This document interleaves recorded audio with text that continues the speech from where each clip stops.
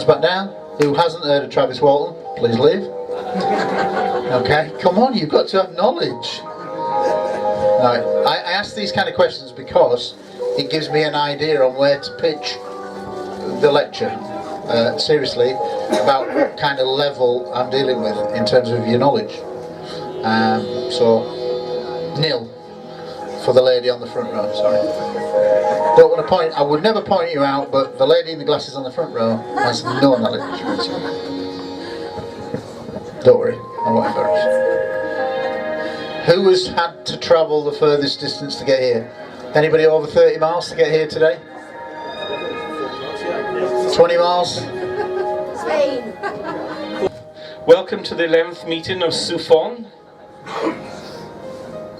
Alright, let's kill the music.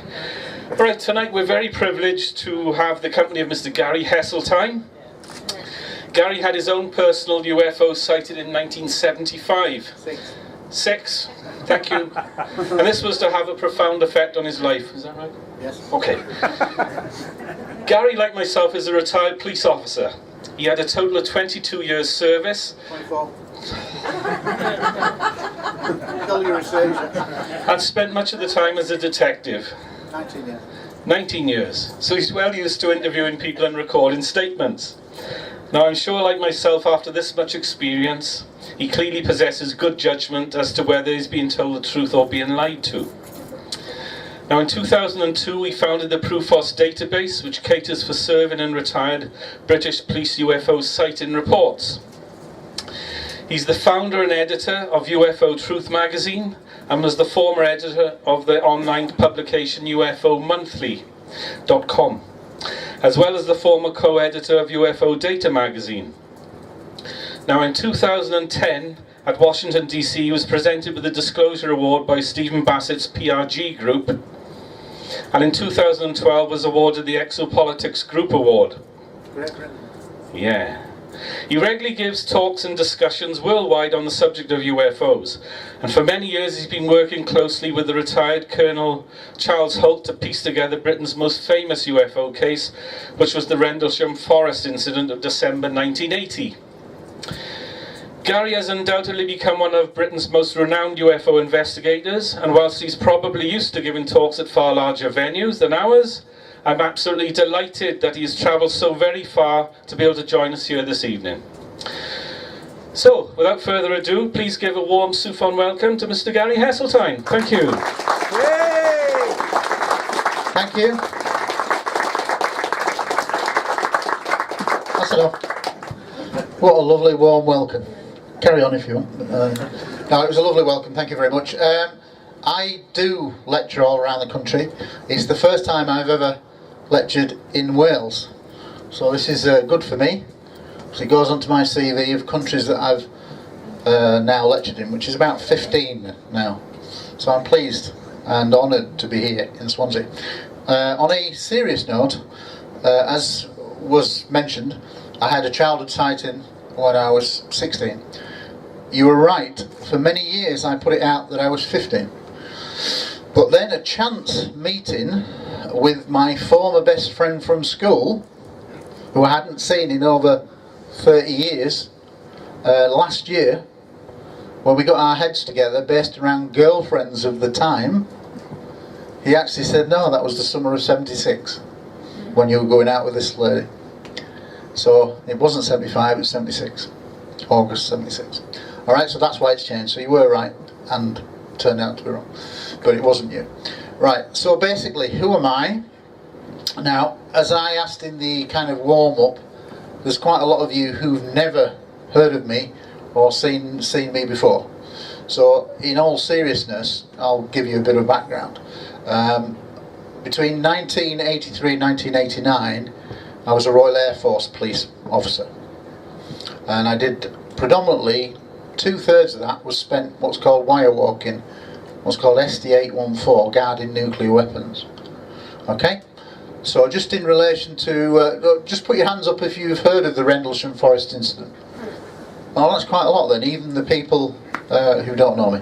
Right, well, Rendlesham Forest is arguably the world's best case. Not just Britain's best case, I would say it's up there.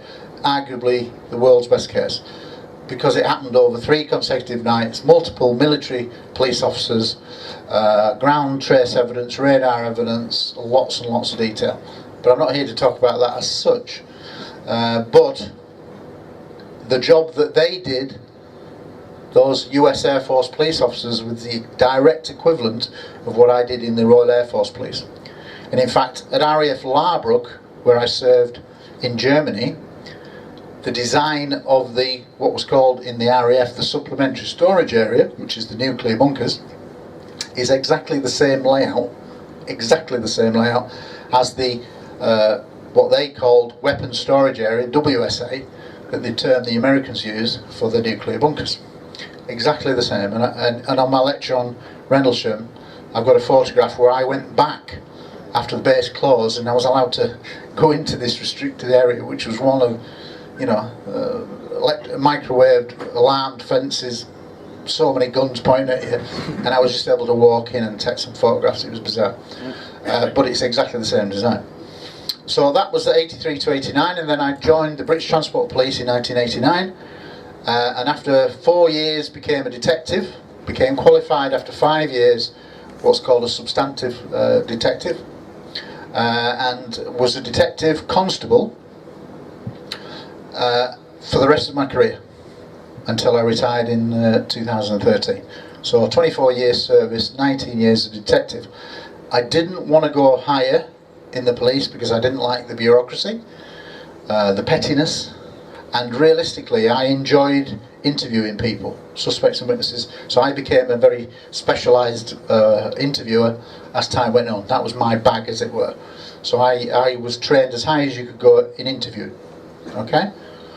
And that's something I miss about the police, but nothing else really, okay? So in terms of my training, I was trained in terms of psychology to look at witnesses, body language, things like that. And basically, in all the years that I did it, you develop a sixth sense for when somebody's telling you the truth. And that can be honed. A lot of it is a natural skill in terms of interviewing. Some people are good at interviewing, some people are not very good. You can be trained a little bit, but basically to be a good interviewer you've got to have a natural flair, and it's not everybody's cup of tea. Okay? Now, I could have gone on for another 6 years when I retired in 2013. I could have gone for my 30 years. But by that time, something compelled me to retire early, and the circumstances with my second wife financially meant that I could retire early with my lump sum after 24 years and my RAF pension, that I took a chance and thought, I'm going to follow my passion and try to make a difference. So by creating the magazine, that was my way of trying to do something a bit different. Now, I started my active research publicly in January 2002 when I launched the Proof Force Police Database. Proof Force standing for Police Reporting UFOs. Started with 6 cases involving 10 officers. Now, 14 years on, I've now got over 550 cases involving 1,050 British police officers. That's a lot. And I'm writing the book about them now, as we speak, almost. Hopefully it'll be out by the end of the year. Can't find a publisher anywhere, mainstream. It's funny that, isn't it? We'll talk about how mainstream are not interested in this subject. And it doesn't make sense that if you're doing well at something, you normally get more attention. But when I started the database in 2002, because I was still a serving police officer, the national media were very interested in me. I had lots of articles in national newspapers. After 2 or 3 years, they don't want to know, even though the numbers are going up by hundreds each year. Doesn't make sense, does it? Unless you logically think that there's somebody who doesn't want this kind of credible information to get out. Okay? Hence, one of those frustrations as to why I left and created the magazine. The beauty of the magazine is that there's no overheads. None of the experts that write columns are getting paid. They all do it voluntarily. because they're supporting my idea. But this is where you come in, because I ring fence a third of all monies that come in through subscriptions for UFO causes.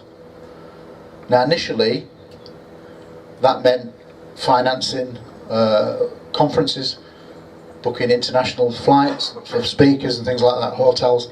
I pick up all that, the magazine. So in a sense that created the funding mechanism. But if we had thousands and thousands of people around the world buying into an e-zine, which you can just get by email, it's so simple, it could generate millions if we had thousands all around the world. It's a drop in the ocean for the amount of hits, but people are reluctant to pay, in reality, for something that they can't physically hold. Even though e-books have taken over from the printed word on Amazon and things like that, in terms of sales, there's still a reluctance. But people want to change, and people want to have some impact. And I say to people in the audience, well, the idea of a third of all monies being ring-fenced for UFO causes could do that. Because if you have lots of people doing it, then you're going to pay for a lot more than one conference or two conferences. You can then start taking full-page ads out in national newspapers where we don't need a reporter to tell us the facts. We can just put the facts in the newspaper and buy it. Can you imagine having for paying £5 and say, I want a page in the Times? Wouldn't need an article then, would we? Wouldn't need a reporter to put their own bias on it. We just put facts and figures out on a full-page spread. That's what we could do in time, and people want to make a difference. Well, the difference is you pay your 40 pence a week is what it works out. The more people subscribe, the more that pot of money is for causes. I gave money towards Lloyd Pye's cancer fee. I gave donations to various documentary features, Cosmic Whistleblowers, the one about Roswell, the last Roswell dig. Give donations, so it's already working, but I get frustrated because people claim to be interested in this subject, but if they were really interested, they'd pay a few pence for the common aim of their subject. And I'm trying to do it not to make millions for me. I'm not really interested. I'm not selling DVDs. I've got some merchandising. It just helps. I'm not out to make a lot of money, but I want to try to make a difference in the way people perceive this subject. Because anybody who thinks that this is Looney Tune time, which is what most people believe outside of this room, then they're the ones who are sadly blindfolded. Well, quite a lot of the people in this room said that they've never seen me before. Well, that kind of tells me that they don't know that much about the subject. Because in Britain, they shouldn't kind of like recognise me as one of the heads of the subject in this country. So it kind of tells me that there's a disconnect. That lots of people can go to 1 million websites on the internet, and I get quite angry at this because they become what I call the armchair expert. Oh yeah, I've got that site, yeah, I've got that site. They don't have to move the butts at all, but they take on the role of, yeah, I'm the expert. And they become self-perpetuated because they then launch their own sites without ever doing any proper research, without ever really knowing what's good and bad, the wheat from the chaff, and they put more disinformation out there. So on the internet, there are some very good websites, but the majority are... They've landed. No, the majority are not very good because there's no evidential background to them. And of course, with my kind of background, this is the only way I can present evidence, through evidential eyes. Yeah? Yep. So that's the basis that I try to do it. So what I'm trying to do is different from all of the other sides. Some are doing it similarly, but they haven't got my kind of police background. I know what evidence is and what would stand up in a court of law.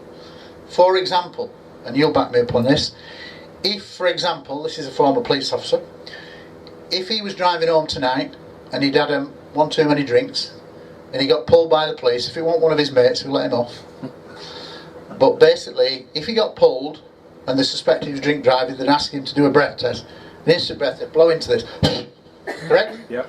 If he blew positive on the little handheld meter. They'd say you're positive, you're under arrest. They'd then take him back to a police station, a main police station, and they'd say blow into this big machine, an intoximeter. You're over the limit. What does it produce? It produces a printout that says chemical analysis, you are over the limit. What goes to court as the evidence that convicts you of drink driving? That piece of paper. Held up in court as a piece of documentary evidence that says on that day you blew positive. Now tell me what's the difference between telemetry data from an F-16 chasing a UFO for 75 minutes in a dogfight over Belgium, where all of the cockpit instrumentation was recorded on video. All of the dogfight was confirmed on 7 different airports, 3 military, 4 civilian. And all that telemetry data, second by second, over 75 minutes, leads to a printout that you could put up in a hypothetical court of law on the debate of UFO reality. And on that telemetry data, it would say that during that dogfight, where 2 F-16s are chasing the UFO, basically at one point, on several occasions, but at one point, it goes whew, straight up in the air and jumps 5,000 feet in 3 seconds, straight up. And then it does a sharp angle and drops down to the ground, and at the bottom of the ground it then does a right angle turn, an L shape, before impacting. At the point it did the L shape, how many G's do you think it was pulling? Bear in mind the maximum for stealth even now is 11 to 12 G's. It was telemetry data 35 G's. Should that not be on the 6 o'clock news? Hard evidence, no difference from that drink drive piece of paper. And then you've got to ask yourself, why is that not on the 6 o'clock news? So it's very easy to prove that there is a mainstream bias against the best evidence. Okay, so that's the introduction. So this is my take in the first hour. Just for those people who arrived late, I'll let you off.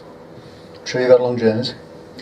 But the order of play tonight is, first hour is this lecture, the circumstantial evidence case for ET, extraterrestrial. Then we'll have a break, and then I'll show you some video clips that I think are very interesting, talk about other things. And then finally, if we've got time, we'll do some Q&A, questions and answers. Okay? So, first part, circumstantial evidence case. Piece of gadget, switch on, is it working? Oh my God, it is. Right, before I talk to you about UFOs, if I'm going to talk to you about evidence, you've got to have a bit of an understanding of what evidence is in terms of what could get you into a court of law, how you present the evidence. Well, in reality, there's only 3 basic forms of evidence. There's real evidence, which is called physical evidence. It's called real evidence, which is the gun, the knife. If you think of a murder scenario, the murder weapon, something physical. If I batter this lady with the glasses on the front row, she is picking on me again, isn't it? Yeah, and you all witness it, you'd see that, and I murdered her with this, fractured her skull, then that would become the murder weapon, yes? That murder weapon would be held up in a murder trial as GH1 exhibit. This was the implement used to stab this lady's head in, because she'd never seen me before. Absolutely true though, that's what we do, isn't it? Yeah. We've all seen the bill, any police documentary, any police drama, whilst they don't present it very well, that's the basic rule. So, physical evidence. Anything that you can physically pick up, tangible. Yeah? Even if it was, you were hit by a motorboat in the water, you were swimming in the paddling in Spain, and suddenly a motorboat goes past, you get hit by the propeller and you're killed. Well, you can't physically pick the boat up, bring it into court, but what you can do is take a photograph of the boat, photograph of the blades with the blood on the blades, blah blah blah. That then becomes the documentary evidence that is produced in court. This boat, the Mary Elizabeth, hit this lady on such and such a date, and this was the forensic blood analysis of and photographs of the blood on the propeller blades, etc, etc. That's how evidence gets into court. So you've got the real evidence, and then we talked about documentary evidence. Anything. So if you think about fraud, yeah, somebody's cloned your credit card, and then you look on your monthly statement and see that £6,000's gone, and you go, what? I haven't done that. Ring up the bank, somebody's cloned it.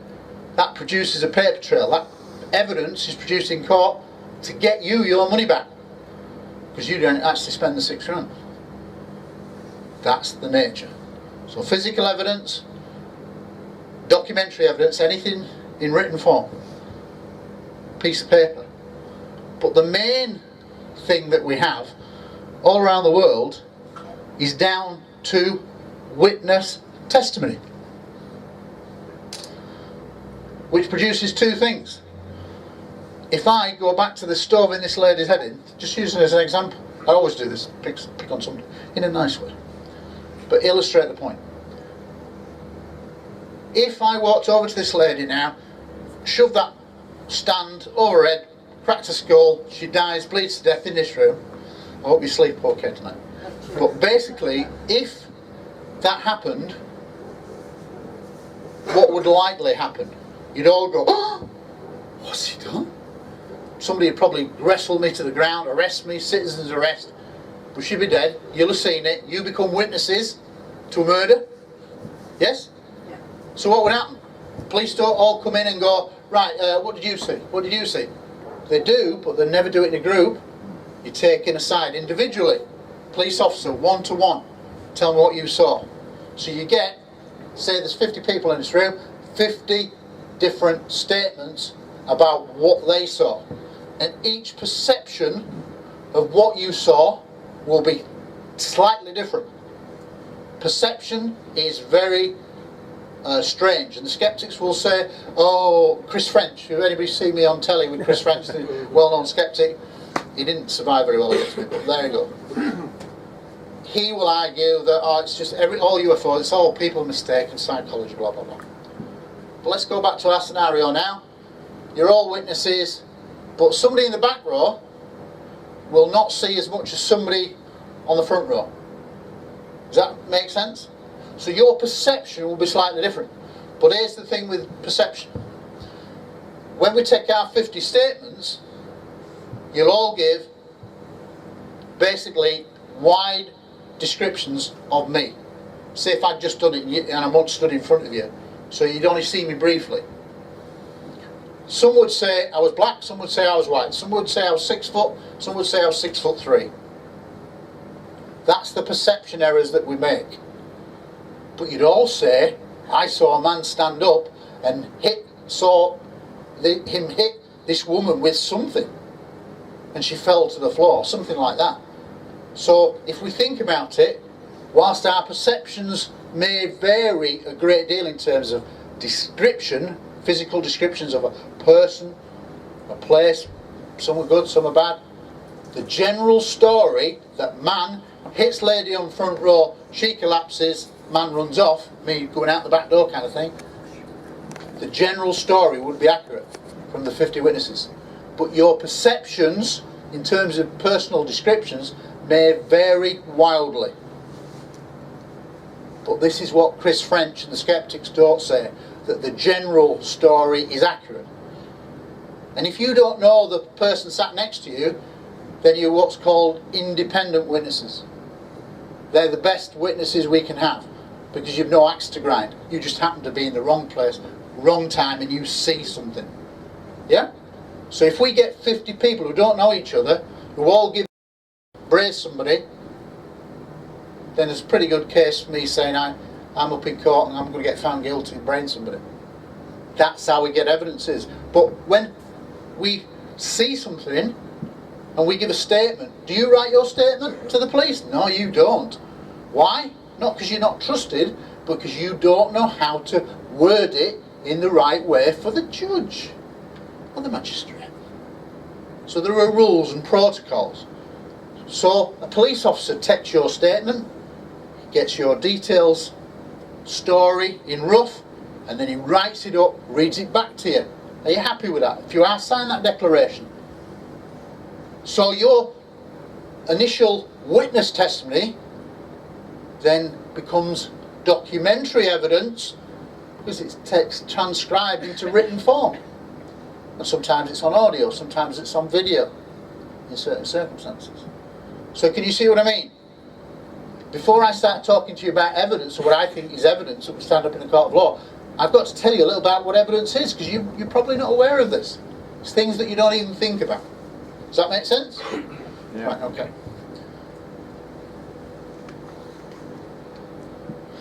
I was in Crown Court, this was about 15 years ago, and it was one of the first cases of voyeurism, not easy to say, voyeurism, where a bloke had basically been getting a girl drunk, who just happened to be sitting on a train, got her drunk, plied her with a drink, young girl, he was not twice her age, she got that drunk that she went off to the toilet. He then followed her into the toilet and started taking photographs of her in an undressed state. It was one of the first voyeurism cases. And basically got arrested and it was all proven. But at Crown Court, we got to talk about what was called the circumstantial evidence case. Rarely do police officers have all the evidence to go to court. We have pieces of a jigsaw. Certain cases may be simpler, but in terms of criminal law, murder, manslaughter, rape, that kind of thing, we rarely go to court knowing all the facts. We go to the case with what's called a circumstantial evidence case. And what I always made a note of it is what the judge said. He said, people get it wrong about a circumstantial evidence case. They think it's not very good evidence. He said that's wrong. And he gave a definition of what he thought circumstantial evidence was. And he said, if you have enough pieces of the jigsaw that you can put them together to create an overwhelming and compelling account of what's occurred, in which a judge or jury can make a determination. So does that make sense? So now let's kind of like go over to the sphere of UFOs. They've probably been around here for thousands of years. But that's too long ago. We can never prove that. So in the modern era, where I focus on, we're talking really from the Second World War onwards. Because we've got still people who are around who give actual genuine accounts from that time, military records, things like that. So these are verifiable cases. It's not just some distant story. We can check. So when we come to the modern era, it's really from about the Second World War onwards. And this is what my evidence will be based on since that point. So what I would say is, and we'll come to the conclusion, but bear that in mind. After 70 odd years, from probably 1940 onwards, is basically where we're going from. So we've now got 76 years from 1940 of some study being done by various people around the world, of which to draw certain conclusions, building up this circumstantial picture of what's going on. Does that make sense? Yeah. Okay. So I'm going to talk about just 5 cases that I think demonstrate what evidence is and what will stand up in a court of law. These are 5 UFO cases. There's no real great graphics with this, so I'll talk about them, so you don't really need to see the screen as such. I want to try to make it as simple as possible. Okay, the first case is a World War II sighting over France. Just a quick side, how many people realise that UFOs were seen regularly during the Second World War? Put your hand up in the air. Put your hand down. How many people didn't realise that UFOs were seen during the Second World War? Put your hand up. Maybe a few, maybe half a dozen. Alright. Now, the popular term for a UFO sighting during the Second World War was Foo Fighters. However, that's a bit of a misnomer, because people talk about balls of light, anywhere from the size of a 10-pence piece, basketball size, up to ginormous, 5 times the size of a car, balls of light, following military aircraft in all theatres of war. And when planes tried to evade them, these objects could just manoeuvre right around them. Just plain could never catch them, could never get close, could never shoot them down, and yet none of these objects ever attacked.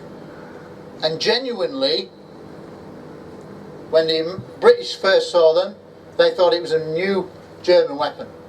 When the Germans saw them, they thought it was a British weapon. When the Americans saw them over Japan and things like that, in the Pacific, they thought it was Japanese. And similarly, the Japanese thought it was American secret weapon. But it wasn't. But not all of the sightings were just little balls of light that danced around planes. And this first case highlights what most people don't realise. On the 11th of August 1944, can you hear me at the back alright? Do I need to go like that, or can you hear me alright? Right, okay, I've got quite a loud voice. Right. The 11th of August 1944, return raid from France. Crew of a Lancaster bomber, crew of 8, tail gunner, top gunner, bottom gunner, front gunner, etc, etc, radio man, pilot, co-pilot, that kind of thing. On the way back, when they suddenly see this. Now for those of you can't see it, that's a drawing made by one of the witnesses who reported this case. The little black thing at the bottom, you stand up if you want at the back, the little black thing at the bottom, I had no idea that this screen was going to be not so big, right, is a Lancaster bomber. The big thing above it is a huge circular metallic looking disc. And it's a lot bigger than the little plane, isn't it? The Lancaster bomber was one of the largest 4-engine bombers of the Second World War. So generally a large aircraft of the time. Crew of 8. And they said that this object pulled alongside of them as they're on the way back from a raid over France for 5 minutes. It's got a row of windows. It's metallic looking. And it was estimated to be at least 300 feet in diameter. 1942. So this is not your little ball of light. This is not something, oh, we're tired. Oh. This is something very real. That all 8 crew saw, but strangely none of them had a sense of panic. Which is a bit bizarre really when you think that in wartime you have seconds, literally a second or two at most, before you open your machine guns up, friend or foe, shoot or be shot at, aircraft recognition, but all of them said that they didn't have a sense of fear. So in 1942, a crew of 8 see this, never seen anything like it. When they land, they get all debriefed individually, and there are records of this. And they tell exactly the same story from their different aspects of where they were in the plane. Corroborating each other. So 8 people corroborating the same incident. That's down as a matter of a military record, which we've got in the National Archives. Now why isn't a sighting like this for the reality of something strange flying in our airspace on the 6 o'clock news? We can't even build a 300-foot disc now, 74 years later on.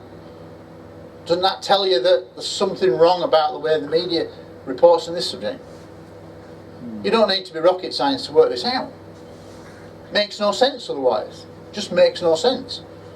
So here we are in 1942, metallic disc 300 foot across with a row of windows.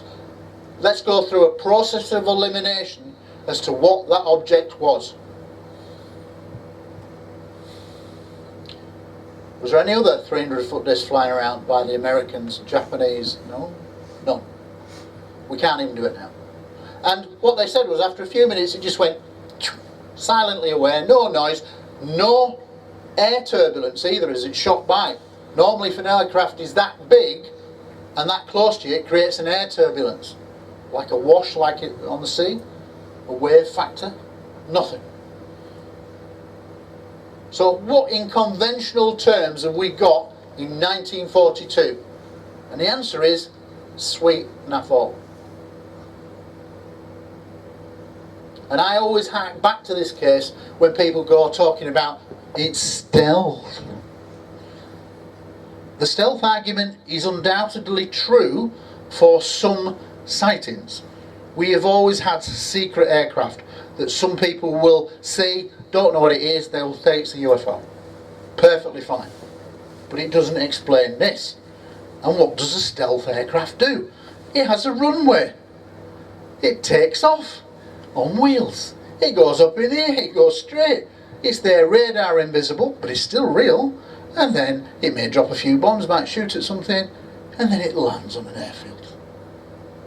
It's still conventional. So while stealth may be exotic to us, stealth does not explain this event. It was before stealth. The real first proper stealthy plane was the U-2 in the 50s. And people can think of the Gary Powers being shot down, the crisis I think in 1960 when he was shot down. Yeah? That's when the existence of the U-2 became aware. So we cannot explain this in any conventional aircraft of the time or since. So it's a good starting point for me as to the reality of what we're dealing with. And the reality is that of 100% of sightings around the world, 95% of them turn out to have a mundane explanation. By that I mean astronomical, pure mistake. Looked odd, people got the wrong end of the stick. After investigation, turns out it's a conventional misidentification. That's fine. But we're left with the residue of 5% of cases. And we're not talking about 5% of 20 cases. Worldwide, we're talking 5% of millions of cases. So if you extrapolate 5% of millions of cases since the 40s onwards, we're talking about hundreds of thousands of really good sightings worldwide. Yeah? So that's a lot. And then what you then have to do is investigate that 5% that's left.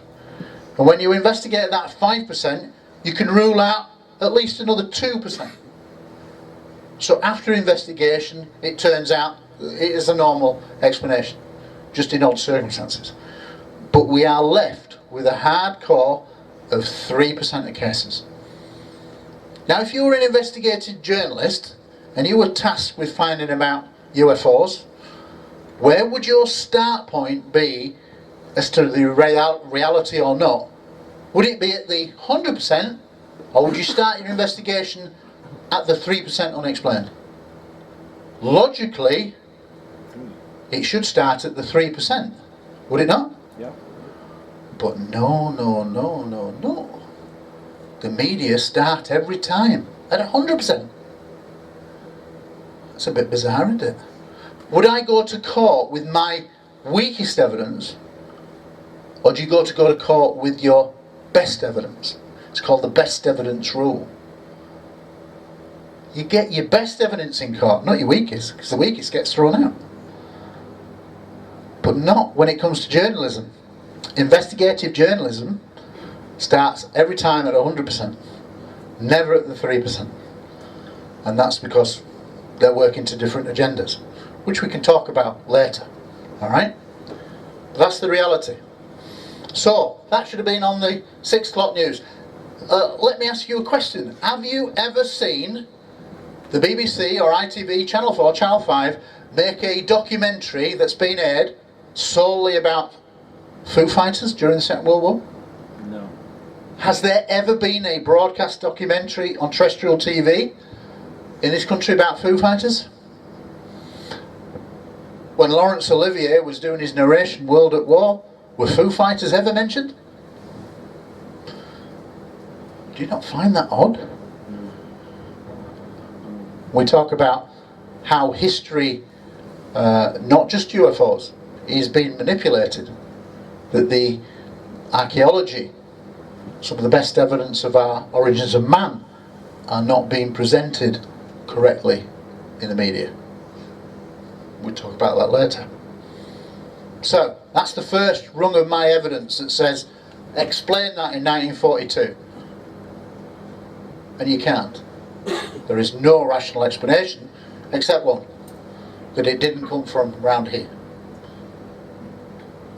Now, here's a question. How many people, put your hand up in the air if you've heard of the Roswell crash in America in 1947? Right, put your hands down. In fact, I'm going to do it in reverse now. Who hasn't heard of the Roswell crash in 1947 in the United States? Put your hand up if you haven't. Nothing to be embarrassed about if you're not aware of that. So everybody in this room has heard of the word Roswell. And everybody realised it's not just an American high school TV show, but it related to something allegedly that crashed in 1947, July 1947. Okay. Essentially, from that time, I do believe that something crashed. I do believe it didn't come from around here, and I do believe that we have reversed engineered some of the components. Why? Because it makes sense. If a UFO was to just crash outside the Welcome Inn tonight, what would happen? If we had something crash landing outside, we'd maybe think it was an aircraft crashing. Some of us might stay in, some of us might get too frightened, but some of us would run outside. And some of us would become witnesses to an aircraft crash or whatever. But say if it was a crashed UFO, wow, nowadays we'd be on our mobile phones taking pictures, video and whatever. So there's a chance that we might be able to get this out to the wider public. But imagine a few years ago, before the invention of the mobile phone and very portable photographic media, high quality media, people didn't have that. So they may be the first witnesses. Think of Kegsburg in '65. Something crashes in the woods. Yeah, we have some people who say, I saw like a chestnut shaped dumbbell type craft on the ground. But we don't have photographs, things like that. But what happens is somebody straight away onto the 999 blower, something's crashed. Police turn up. What are they going to do? Cordon it off, deal with any people that are injured through shrapnel or whatever. But then what's going to happen? If it was suspected, say it was military, Soviet, Russian, that kind of thing, straight away the military get called in, the cordon would be put further back, whatever was in the ground would be recovered by the military, taken away, never to be seen again, to be worked on in secret. That's exactly what we do now. So it makes sense that if something crashed in 1947, they'd do that. Now here's the thing, people go on about Roswell's in New Mexico. It's a little place in the middle of nowhere. People go, why do UFOs go to New Mexico? Why Roswell? You get journalists saying, come on, why Roswell? Why anywhere? But what they fail to see is that there was a very good reason why Roswell. Because it was the place of the world's first atomic bomb squadron. So if you think about it, in all the bars in all the world, that UFO crashed in one little tiny place on the world. Oh, what a coincidence. The only place in the world where it's got an atomic bomb squadron. Can you not see correlation there? I can. No coincidence. And no coincidence that UFOs start turning up in numbers, I think, from the Second World War onwards. Why? We detonate an atomic weapon that sends a shockwave, sound wave out into space that announces us as we've developed a certain level of technological capability. And one that says we can actually destroy the very planet that we call Earth. So if you're out there and you came here for your holidays, don't laugh. We laugh, but we shouldn't do. But if you were coming here and you thought the Earth was a beautiful planet, diverse in life, water and fauna, which we are, aren't we? So diverse. Want to see the Galapagos Islands blown up? Would you want to see the Great Barrier Reef blown up? I don't think you would. You're trying to protect it, wouldn't you? Equate it in that way. Maybe just in our part of the galaxy, the Earth is a bit like an oasis in the desert. A little strip of water with a few palm trees. Equivalent of that. And maybe they come here just to watch us, to surveil us, like we would do if we swim in the Great Barrier Reef. We don't break off the coral, that's no. We watch them in their natural habitat. And I think this is what many species of ET are actually doing. And that's why they don't come forward. They more or less watch. Yeah, like we would do in the Great Barrier Reef. Okay, but we'll talk about that later. So that's the first case. I think that's great circumstantial evidence because we can't explain what that was in 1942. And is this the only case of a huge metallic disc? No, because in 1944 there are military records at the National Archives with a squadron leader Lever with exactly the same thing, coming from a raid over Germany. Crew of 8 sees on 2 occasions during the one going out towards Germany and one coming back, a huge disc flying between the mountains. All of which are military records at the National Archives. All of which should be on the 6 o'clock news. But they're not. Okay. Conclusion. What else could it be? Metallic roll windows, 300 foot. We can't do it now. It's a no-brainer. For those of you that are quite knowledgeable on UFOs, you're aware of the Tehran incident, 1976. Who is not aware of the 1976 Tehran case? Put your hands up in the air. Okay, thank you. That's maybe half the room. Okay, so let me talk about this case. 1976 in Iran. Basically, people on the ground see, at an Air Force base, see visually on the ground a UFO motionless, hovering near the runway. Okay? And the general says, I want to know what that is. So he sends up a jet fighter, a Phantom jet, F-4 Phantom, to go up and see what this static radar confirmed object is. When the aircraft gets to within 25 miles of this object that starts moving away as soon as the plane takes off, as soon as he gets to within 25 yards, he loses all instrumentation. Power failure, electrical power failure, loses all his instruments. So he's forced to return back to the base. A second F-4 is sent up to investigate. And the pilot, we now know, is called General. He's now a general, or he retired as a general. That's pretty high rank. Parviz Jafari.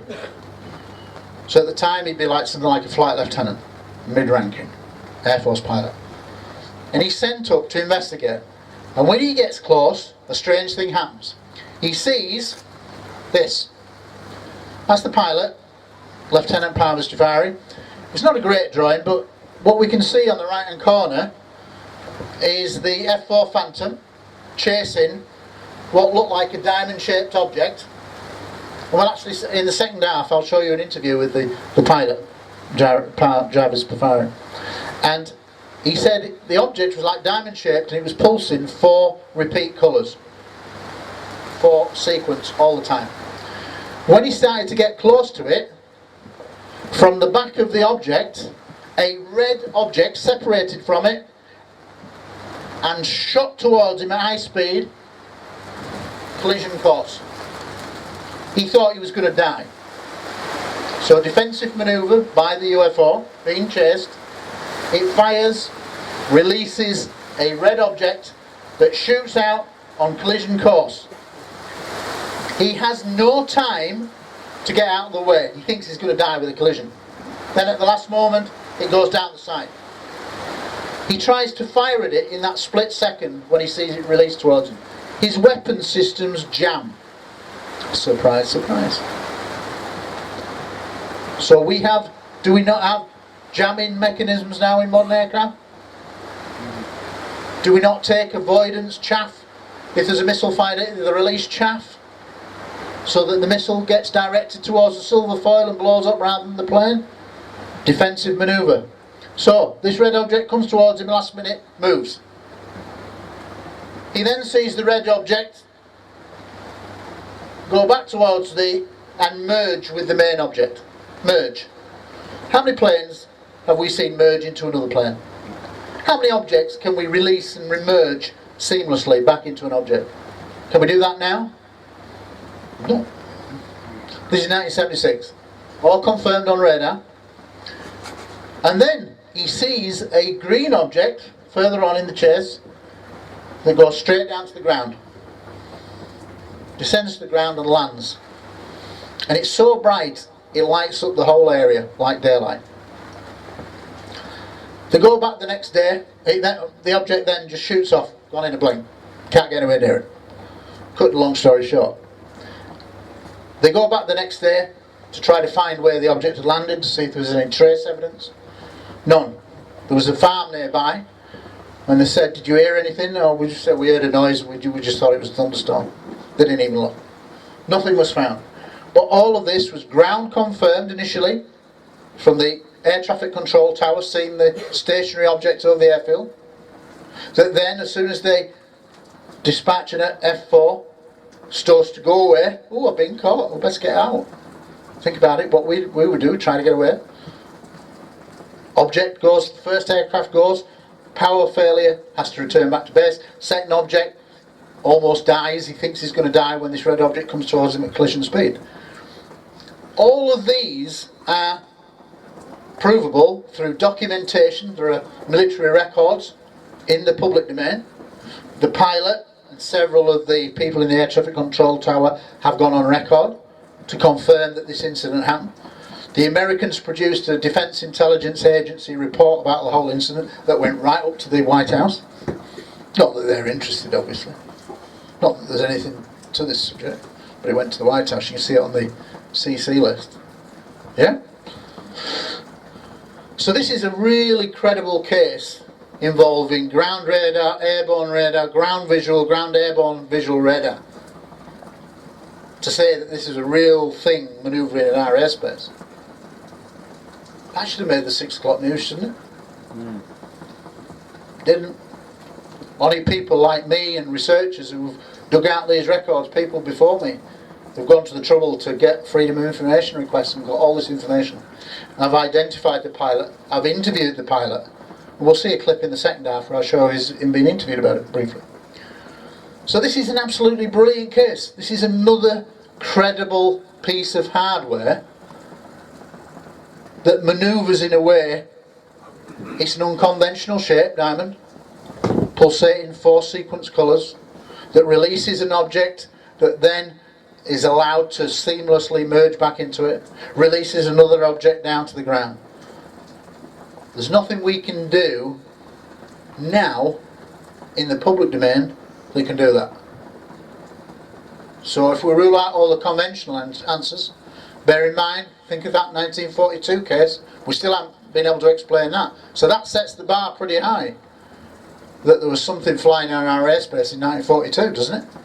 If we can't explain in 1942, then really, for me, that's endgame. 1942 proves it. That there were objects operating in our airspace that we couldn't get anywhere near, in terms of design even now. So the case really is proven in 1942, but let's just build this picture up. So now we have this case. To me, all of these elements shows intelligence, because it's defensive manoeuvres in pursuit. It's exactly what we would try to do if a Syrian jet was being chased by another American plane. They'd try to get out of the way and they'd try to do defensive manoeuvres. But they're not capable of doing all this. So it's another piece of circumstantial evidence that says something's flying around that shouldn't be.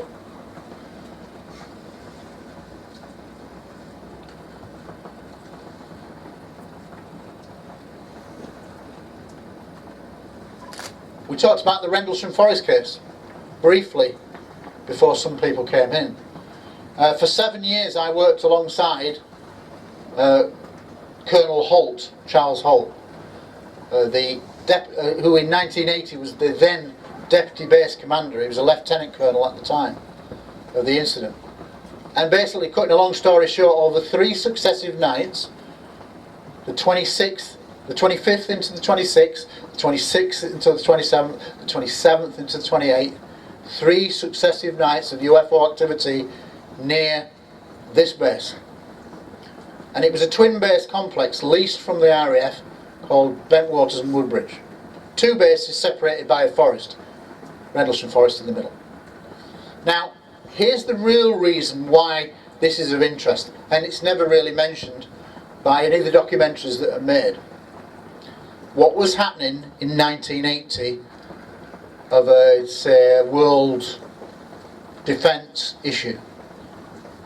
Why Suffolk? What people go, why go to little old Suffolk, middle of nowhere? Well, there's very good reasons why. One of the reasons is that in 1980, December 1980, there were two world events that were destabilising peace. One was the Iranian hostage crisis. So many hostages have been taken. But the biggest one was the rise of the Solidarność Polish shipyard workers under Lech Wałęsa in Poland. If you remember, in 1980, Poland was still a Soviet state. Poland shipyard workers under Lech Wałęsa said, no, we've got to have reform. Kind of a rebellion, revolution. Now, for those of you who are old enough, they'll remember Hungary, again, earlier, was a satellite Soviet state, and when they started to rebel, it was quashed. Soviet troops went in and quashed it, put it down. No, you're not having your independence. At the time of this event, December 1980, hundreds of thousands of Soviet troops were massing on the borders of Poland, and it looked like they were then going to do another Hungary. So this is a proven fact. Hundreds of thousands of Soviet soldiers massing on the Polish border, waiting for the do we go in or not. Now that could have triggered a Third World War. So this is pretty serious. And then of course you've got the tension in the Middle East with the Iranian hostage crisis. So two very good reasons why maybe UFOs might think this is a bit of a destabilised time. But why Suffolk? Well, the real answer is, how many people have heard of Greenham Common and the peace protesters at Greenham Common? How many have not heard of Greenham Common in the 80s? Well, basically, the Americans were thought to be bringing in nuclear missiles and housing them at Greenham Common in the nuclear bunker. So the peace protesters set up a camp outside the gates, alongside the fence, and put up the banners saying, we want the missiles out, we don't want nuclear weapons here at this base. But guess what? It was all a lie. Where do you think the nuclear weapons were? Woodbridge. But there's a problem with admitting that they were at Bentwaters and Woodbridge. Why? Because it would break all the armaments agreements. Now I'm going to say this very clearly to you. A senior military figure, who I knew personally, told me that there were more nuclear weapons at RAF Bentwaters in the nuclear bunkers than anywhere else in Europe. And none of them should have been there. So at a time of world crisis, is it a coincidence that when you're looking at a destabilised world, and maybe a threat to our existence even, with a nuclear Third World War, Armageddon scenario, that UFOs go, what the hell are they doing there? Think about it, it's logical, isn't it? Especially if they maybe live here. Now we're all going to smile there. Live here. But how many people realise that in our deepest oceans we only know 1% of the oceans? In 2016 we only know 1% of what's in the oceans. Now think about this. We know more about the surface of the moon and Mars than we do about our own oceans. Now, how many people have seen the film The Abyss, the science fiction classic? Here's a scenario for you. How many people in this room realise that UFOs are seen coming in and out of water worldwide? How many don't realise that UFOs are coming in and out of water? Oh, well done. You do now. But that's reported all around the world, UFOs seen emerging from water into the air, flying off and descending into the water, and have been captured on sonar, being seen by military ships coming out of the water, all recorded, all documentary evidence proving it, multiple witnesses. So if we only know 1%, and like I said earlier, is it not at least feasible to think that when I said they don't want to see this planet get destroyed by our own hand, i.e. nuclear weapons, that maybe they've got some underground bases in the rest of the 99%. And maybe they've been here a long time and are quite happy staying away from us. But we just come out when we want and go back in. You wouldn't want the planet destroyed then, because it would actually be your planet, your home. Which kind of turns it on its head a bit as to why they've got an interest in nuclear weapons. So, time of crisis, more nuclear weapons in Bentwater's weapons storage area than anywhere else in Europe. It broke all the armament agreements. That's why a senior military figure can never publicly say what I've just said. Because that really would cause a hornet's nest. And this is why the senior officers of the time will go, oh, we can neither confirm that there were nuclear weapons on the base. Politics. But it's about that. Why Suffolk? More nuclear weapons, destabilising world crisis. Hey, we could just blow this planet up. What are they doing there? So my personal take is that that was a kind of a nuclear inspection. What are they doing there? And bear in mind, for those of you who aren't aware, that on the third night of activity, Colonel Holt, by changing radio channel, having already observed a UFO stopping above his head and shining a beam down to his ground with his other four men, like a laser beam came down from say 1,000 feet. So they see an object, come towards them, stop above their heads, laser beam down. He says, is this a warning? Is this a type of communication? That's what he was thinking. They're all in awe. Object then goes towards the base. Now from their geographical position, as they look back towards the base, because of the rough terrain and trees, they can't see exactly where it is over the base. But the object is shining a beam down to the ground, like it did to them. So he changes his radio channel to the weapons storage frequency, and just in time to hear the guy in the tower say that there are beams being shone down into the nuclear storage bunker. I worked on those bunkers, so I can envisage this, exactly what it looks like. There must have been all hell breaking loose. So the implications are that they were scanning the bunkers to see what was in there, and no doubt going, what the hell are they doing in there? What's going on? But it just kind of makes sense when you think about it in those terms. But the beam being shone down, confirmed by several people, including Holt for me, on a personal video from the top of the weapons storage area tower, where he describes exactly what I've said to you. I got him to repeat it on video, so he can't take it back then, can he? That he changed the radio frequency and he heard the guy in the tower where we were stood saying beams were being shone down into the weapons storage area. Can't take it back. Okay? So, cutting a long story short, that is an amazing case. Do you want me to carry on, or do you want to have a little break? Carry on. I've got you for another 10 minutes because we're actually gone past 8, but you talked to me.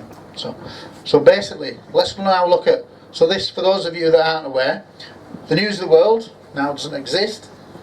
That was the headline. Went all around the world. UFO lands in Suffolk, and that's official. And why was it official? Because it made reference to this document, which I'm going to show you now. That's called the Holt Memorandum, written by the guy I worked with for 7 years. Colonel Holt, then a Lieutenant Colonel. He wrote this to the MOD, or to the Air Force to pass to the MOD. And it's only a brief document. It's, as he always said, it was a taster to say something happened, come and investigate it. But this three-paragraph document is one of the world's top 5 documents in the history of UFOs, in my opinion. It's a piece of documentary evidence that we could produce in a court of law, anything written. But it's those 3 paragraphs that make it so explosive. The first paragraph says that on the first night of 3 nights, and at that time it was written, he only realised there were 2 nights. On the first night, a landed triangular craft landed in the forest and was seen by some of his airmen. Second paragraph. That object left ground trace impressions. 3 depressions, equilateral. The impressions into the soil to the same depth, same size, same weight distribution. And when they put a Geiger counter over it 2 days later, the Geiger counter only peaked, in terms of background radiation, guess where?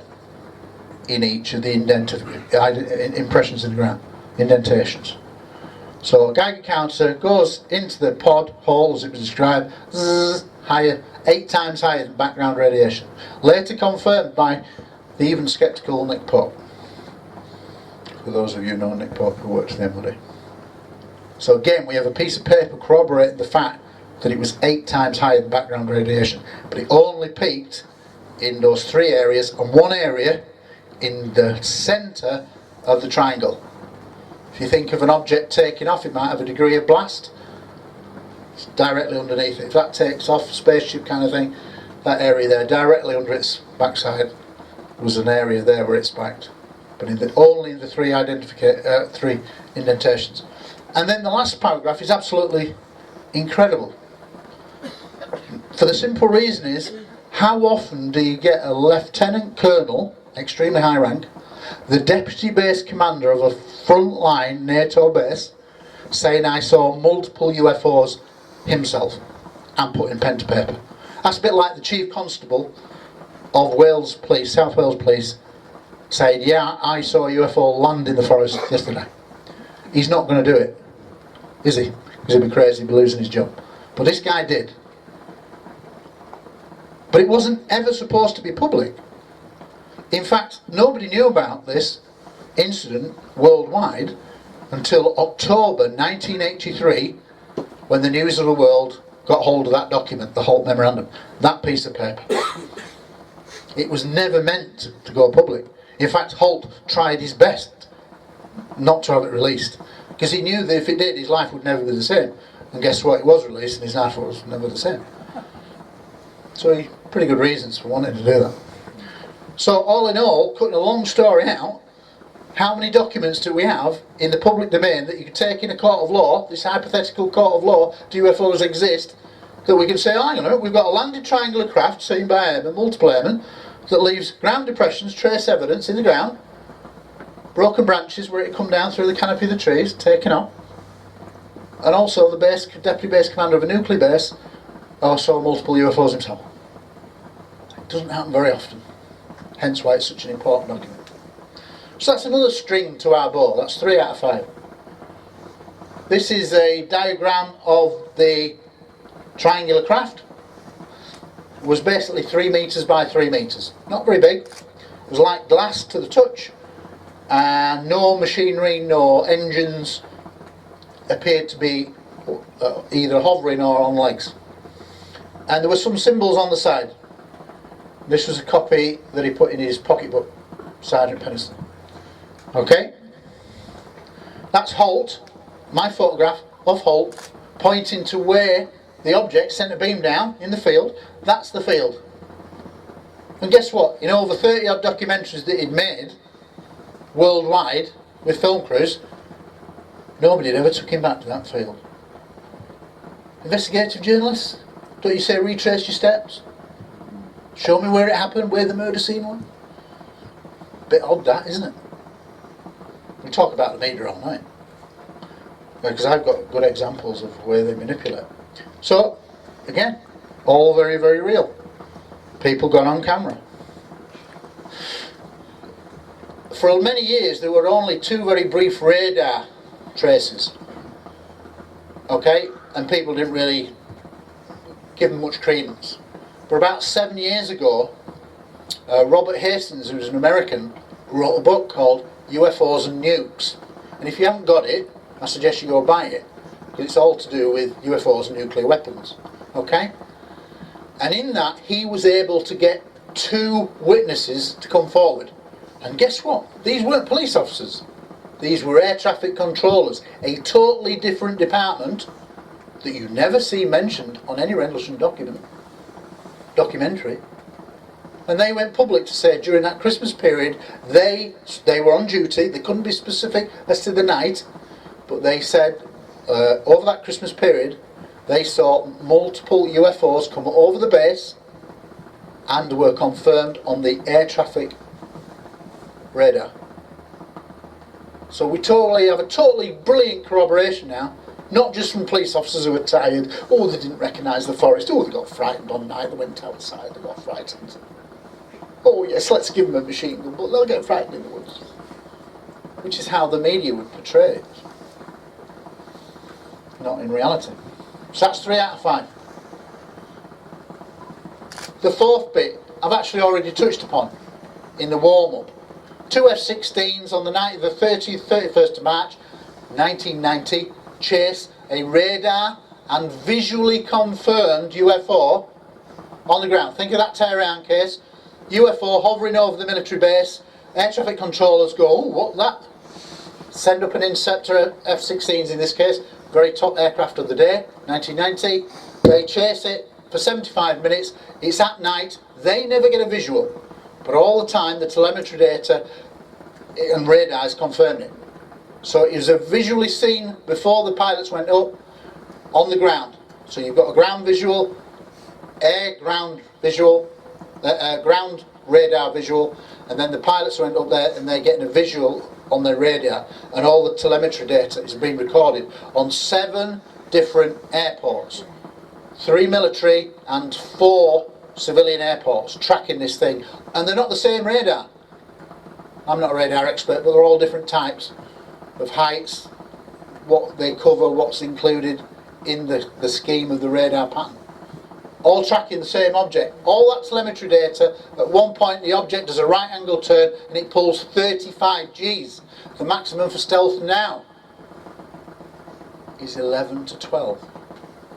So we could produce that telemetry data like the drink driver court of law, in our hypothetical court of law as to the existence of UFOs. Your Honour, I now produce telemetry data from this incident, GH1, telemetry data, and it was tracked on blah blah blah blah blah. This has been checked, blah blah blah. It's not a mistake, pulled 35 Gs. Almost 3 times what we're capable of doing now in 2016 before you pass out. So again, 1990, this is a great piece of evidence that we could present as our circumstantial picture of building up this picture of what's real and not real. Now just quickly, the guy on the left is, he was then the deputy of the Belgian Air Force, and he did a press conference, kind of like this, and he actually presented the telemetry data to the Belgian media, which is very rare. We don't usually get military saying, no, we've got this, but they were very open. And this guy's been interviewed many times, and he says, when it's stealth, he goes, the stealth manoeuvres are nothing like the manoeuvres shown. And he's basically saying, he stopped, because he was still serving, he stopped one short of saying he was extraterrestrial. But he said it's not stealth. The flight manoeuvres, a right angle turn. At one point it jumps 5,000 feet in 3 seconds. Straight up. Okay? The guy on the right is the actual Belgian radar civilian expert who was called in to work with the Belgian radar military specialists. So after it happened, they wanted an expert to come in to work alongside the military radar experts to confirm that they were in agreement. And he gets tracked down by a British researcher called Harry Harris, who was a solicitor but had a big interest in UFOs. He tracked him down to a hotel in London. He'd come over to London to actually talk to the MOD. And he tracked him down to his hotel and he gave an interview for him. Knocked on his door with his wife and said, can I interview you about this, Belgium? And at one point, and I've got the video clip, it's about 11 minutes long, but at one point he draws this manoeuvre, talks about this, and so eventually Harry Harris says to him, so what do you think it was? And he looks around the room and he goes, well, maybe I shouldn't say this, but it points towards extraterrestrial. He actually goes on camera and says that. Why is that on 6 o'clock news? It's not. Why? So that's the fourth case, that's the manoeuvre. Right, so it's coming in, then it goes straight, right angle turn, goes straight up, goes down. So at that point there, it does 35 G, up, and then it drops 5,000 feet in 3 seconds. And then pulls out of the dive. We can't do anything like that. So it proves that there was an unusual, unconventional object flying in our airspace, without a shadow of a doubt. And finally, in fact I might save this for the, because I think you're being patient now, it's 15:15, and I said 8 o'clock, 9 o'clock. I'll save this last case because there's some video that will go with it if you haven't seen it. But what I'll tell you about it before we have a break, so just give me 2 minutes, is how many people are aware of the STS-75 tether incident? Put your hands up if you are aware. Maybe 8 or 9 people. Okay, so the vast majority in this room, I know. Well, the beauty of it is, it's an incredible case because it involves footage that belongs to NASA, and it's their military specialists talking about what's happening on screen, and it's not been CGI'd, and it's never been explained. So you've got that to look forward to in a clip, because I'll show you what they saw when they zoomed in. When the tether, let me just tell you, the tether was an experiment.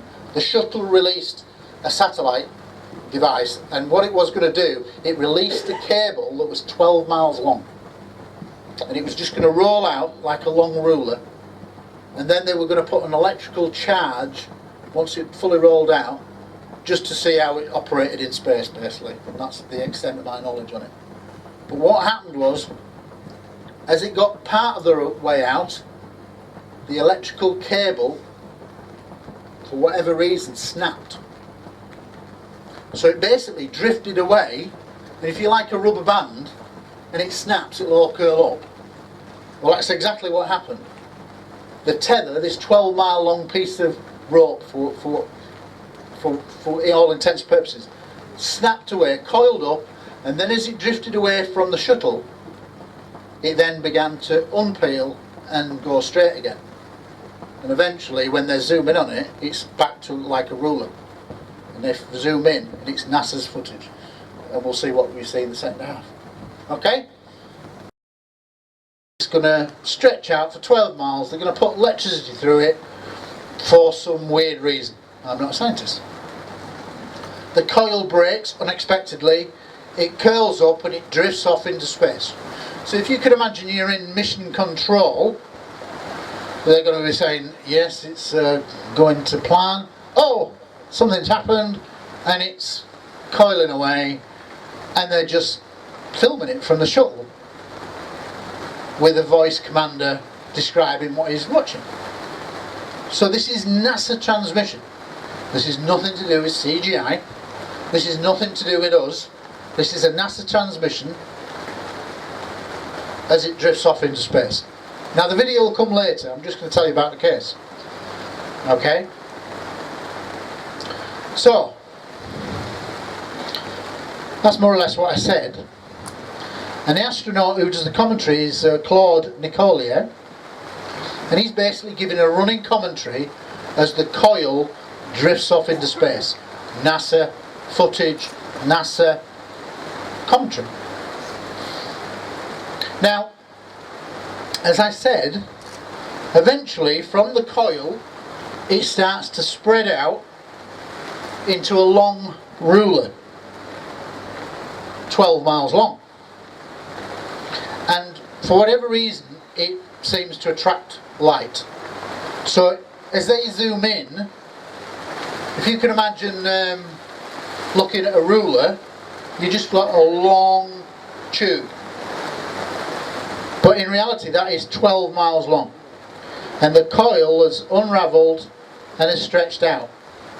Now, before we see the video, what you'll see is that they've started to zoom in here. This is just a frame grab of what they see. Now, these aren't stars, for those of you that haven't seen the footage.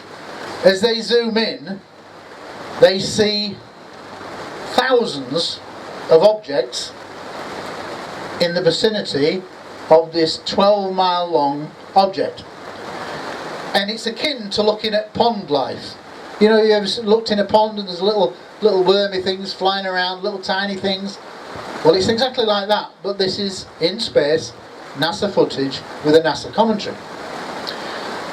Now, It may seem crazy, but if that's 12 miles long, what we see is when they zoom even further, is that all of these things that are seen are circular in shape, a la that. And you'll see this on the video. Now, if that's 12 miles long, that's got to be a good mile or so wide. And they're passing in front of, behind it. Now, the skeptics will try to say that this is an illusion, that actually they're passing in front of it. And they're going to try to say that what these objects are, when they've zoomed in, is nothing more than space debris, i.e. P that they've thrown out from the spacecraft, and it's just floating around in space. It's just space debris. That's what the skeptics and NASA will say about all of this footage. They won't actually talk about it other than saying it's just space debris. Well, the trouble is, people have watched this footage and you hear the commentary and it's them talking about, they'll say something like, the tether's now 40 miles away from the shuttle. It's now 50 miles away. And then they start zooming in, so they're already like 50, 60 miles away zooming in when they start seeing these moving objects all milling around this object. But you'll see that these objects are not just round things, they've got a wedge shape cut out of them. All of them have got a one, or some of them two, on the outside, like wedges cut out. And not only that, when you see some of them on the video, these are, if these were just, say it was a piece of urine deposited out into space, then you would think that the urine molecule would all behave and look like the same thing. Well, these are doing different things, because some of them are actually rotating, some of them are pulsing, some of them are light emitting. So it's a very clever pea that can do all of that. Yeah? And it's pretty amazing. So I've got a collection of clips that are not part of the PowerPoint, but there is a clip on this, and it's a few minutes long, but we'll look at it if you want to see it. But that's amazing, and you get this commentary. And this is like at 77 nautical miles from the shuttle. He zooms in, and it's elongated to 12 miles. Numerous objects. This is ongoing, this is many minutes long. And he's just saying, yeah, there's some debris in front of the camera lens. Well, it ain't stars. And they do appear to go underneath the tether. Now, what people have done since 1996 is people have actually tracked each of the objects that goes near the tether being the long 12-mile ruler. And some will go up and zoom off that way, some will go around it and go back down. So they're acting intelligently, curious about what this object in space is in their bit of the world. Okay, like I said, if that's 12 miles long, that object there, see the wedge cut out there, and this, for those at the back of the room, can you see that? And you'll see one or two of these are absolutely gigantic, and they are pulsing. See this little wedge cut out there? Wedge cut out there. It's almost like a flying donut, but these are pulsing. You can see the light emitting in a circular pattern. Very impressive. And NASA are just saying it's space debris. So it's a bona fide scientific mission. It's recorded on NASA video. It's a raw feed. It's not manipulated by us. It's not CGI. The commentator, Nicole, acknowledges that there's objects on the screen. The tracking analysis shows that they're going in weird and wonderful patterns all around this thing. And there's no conventional explanation for what these objects are. So just in terms of adding this fifth leg to my circumstantial picture, I think what you end up is this. What did I say about the circumstantial evidence picture at Crown Court? If you have enough pieces of the jigsaw to create an overwhelming and compelling account of what's going on. So in my hypothetical court of law situation where I'm arguing for the reality of UFOs as extraterrestrial craft in our airspace. The first case, World War II sighting, 44, with an earlier case in 42. Dish shape, huge size, metallic structure, no noise, possible EM. The radio was knocked out during that encounter. Now, for those of you that aren't aware, when UFOs are seen at close proximity, if it's near a car, the headlights fail, the engine fails. UFO goes away, lights come back on, engine starts up. It's called the electromagnetic effect, EM effects. And it also happens to aircraft, losing instrumentation, etc. So that's that. So they're all the circumstantial pieces that I think are evidential that you can present in a court of law. Because there's documentation to back that up. We look at the second case, Tehran. Ground visuals seen by the air traffic controllers, who then dispatch the aircraft. You get the pilot of the first aircraft seeing the visual as it goes away. These are only some of the points. Ground and air radar detection, throughout it all on radar. UFO movements, multiple UFO movements, weird movements, multiple UFOs. Remember the object that is chasing, and then it dispatches another object, the red object that's on a collision course, and then a green object that goes down to the ground. Multiple UFOs. UFO landing, the green object going out to the ground, that lit up the ground like it was daylight. Now, many people have talked to me personally who've said, I've had a UFO sighting and I saw this object and it lit up like it was daylight. And this is in the middle of the night. You know, we see lightning, and for that blink second it lights up. But can you imagine you're looking at something and it's like daylight? Not just for a split second. That's seen all over the world. Countermeasures. The UFO uses, I think, electronic countermeasures to try to stop being pursued. I.e. dispatching the red object on collision course.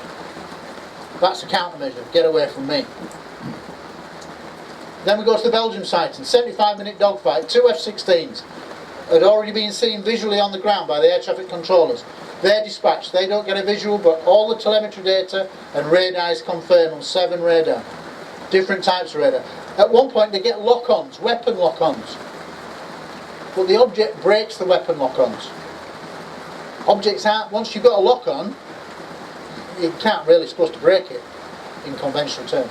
Well, this object did it on about 12 or 13 occasions during the 75 minutes. It was able to evade through its manoeuvrability. 9,500 feet drop at one point in 5 seconds. Pulled 35 Gs at that right angle turn.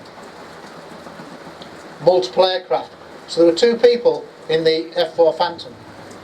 2 F4 Phantoms. Okay?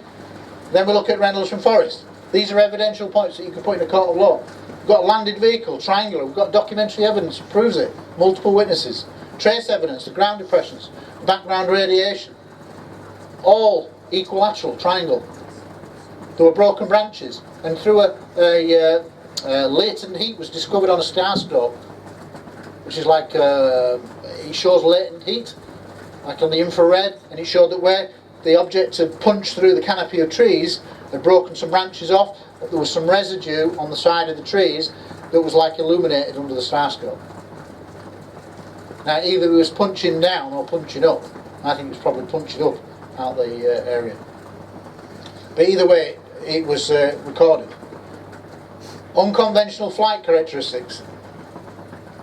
The object on the 3rd night comes towards halt, stops, puts a beam down. Beam goes out, object shoots off. And then he sees multiple objects moving in the sky, making right angled turns all over the sky, like they were doing a grid pattern. We can't operate anything like that. This is over 3 successive nights. Displays intelligence. When the beams have been shone into the nuclear bunker and down at his feet, that's an intelligent act. I don't know what it is, but it's an intelligent act. It's done purposely. Since this, we've added the radar confirmations from the Robert Hastings witnesses. The tether is NASA footage, raw commentary, multiple UFOs, we're talking hundreds, multiple types of UFOs, you'll see what I mean by that. And NASA during the commentary actually acknowledges that it's happened. that there's something there moving. So that's very important. So when you put all those things together, I think all of those you could take into a court of law and argue that this is proving that the circumstantial evidence picture is real. And yes, it is complicated, because under the UFO banner there are many different aspects. Animal mutilations, crop circles, human mutilations, possible hybridization, abduction scenario. Very complicated. And then there are those people over many, many years, including some researchers, who will shy away from this compelling evidential evidence that I present, and have now gone down the line of, well, it's maybe akin to a spiritual event, or it's maybe interdimensional.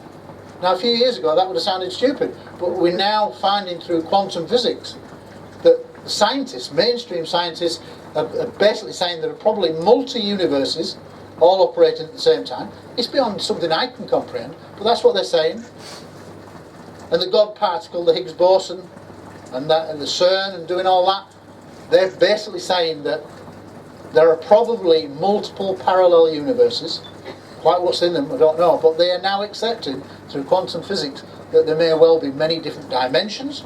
We used to talk about 3 or 4 dimensions, now they're talking about 11 or 12 dimensions.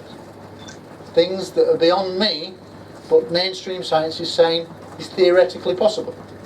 So there are definitely many complicated aspects to it. But when I am asked the question, are UFOs real? I have to think in evidential terms, because I want to reach not the people in this room, I want to reach the people on the high street who have no idea about the subject, and just make them say, well, actually you're not being presented with the best evidence. Come and have a look at this. Because if you did present this kind of best evidence, I think any intelligent person would have to conclude that what we're being told isn't the full truth. Because what else could it be? It doesn't make sense otherwise. The only explanation can be that somebody doesn't want you to know the reality of what's going on. And there are many, many reasons for that, which I'll talk about later. Yeah? Because it is complicated. But in terms of this lecture, I think all of those 5 cases demonstrate in different ways a lot of evidence that you could produce in a hypothetical court of law that we will get a jury to say, yeah, that's reasonable evidence. Yeah, I think they're real. It's never going to happen, but we're asked all the time, and journalists come up to me all the time, what evidence? They just understand, they don't understand what evidence is. But everything I've presented to you is evidence that would stand up in a court of law. Demonstrable, multiple witnesses, multiple documentary, radar confirmations, etc., etc. All of this is real. But you see, what they really mean when somebody says to you in the media, what evidence? They mean, show me the spacecraft. Show me the piece of spacecraft. Yeah. That's what they mean. And until these people are shown the spacecraft or the piece of spacecraft, for them, there's no way this could ever be real. But we are actually on a ticking time clock, and many of the people in this room will hopefully be around when it happens. And I'll talk about it more at the end, but by 2033, I think this will be a done deal, and everybody will know. Why? Because mainstream science said 2 years ago, and when I say mainstream, I mean BBC, ITV, terrestrial TV, science all around the world, basically said that with the new radio telescopes coming online around the world, that within 20 years of 2013, an intelligent signal would be detected in the universe. So the mainstream have actually set the disclosure clock running. Nothing to do with UFOs.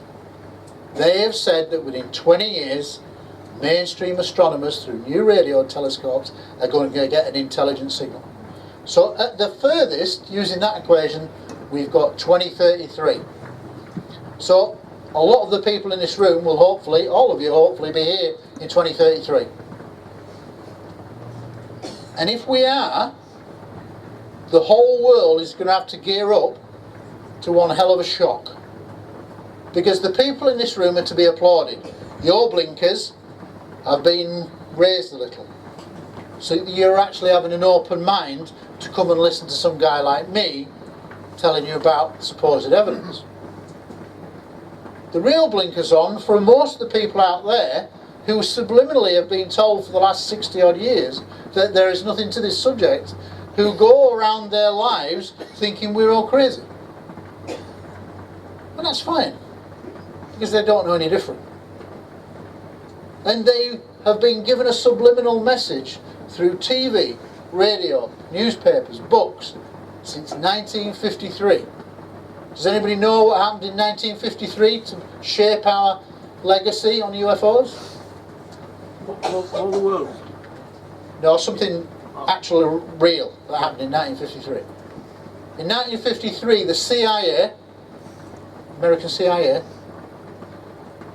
commissioned a panel of top scientists under a guy called H.P. Robertson.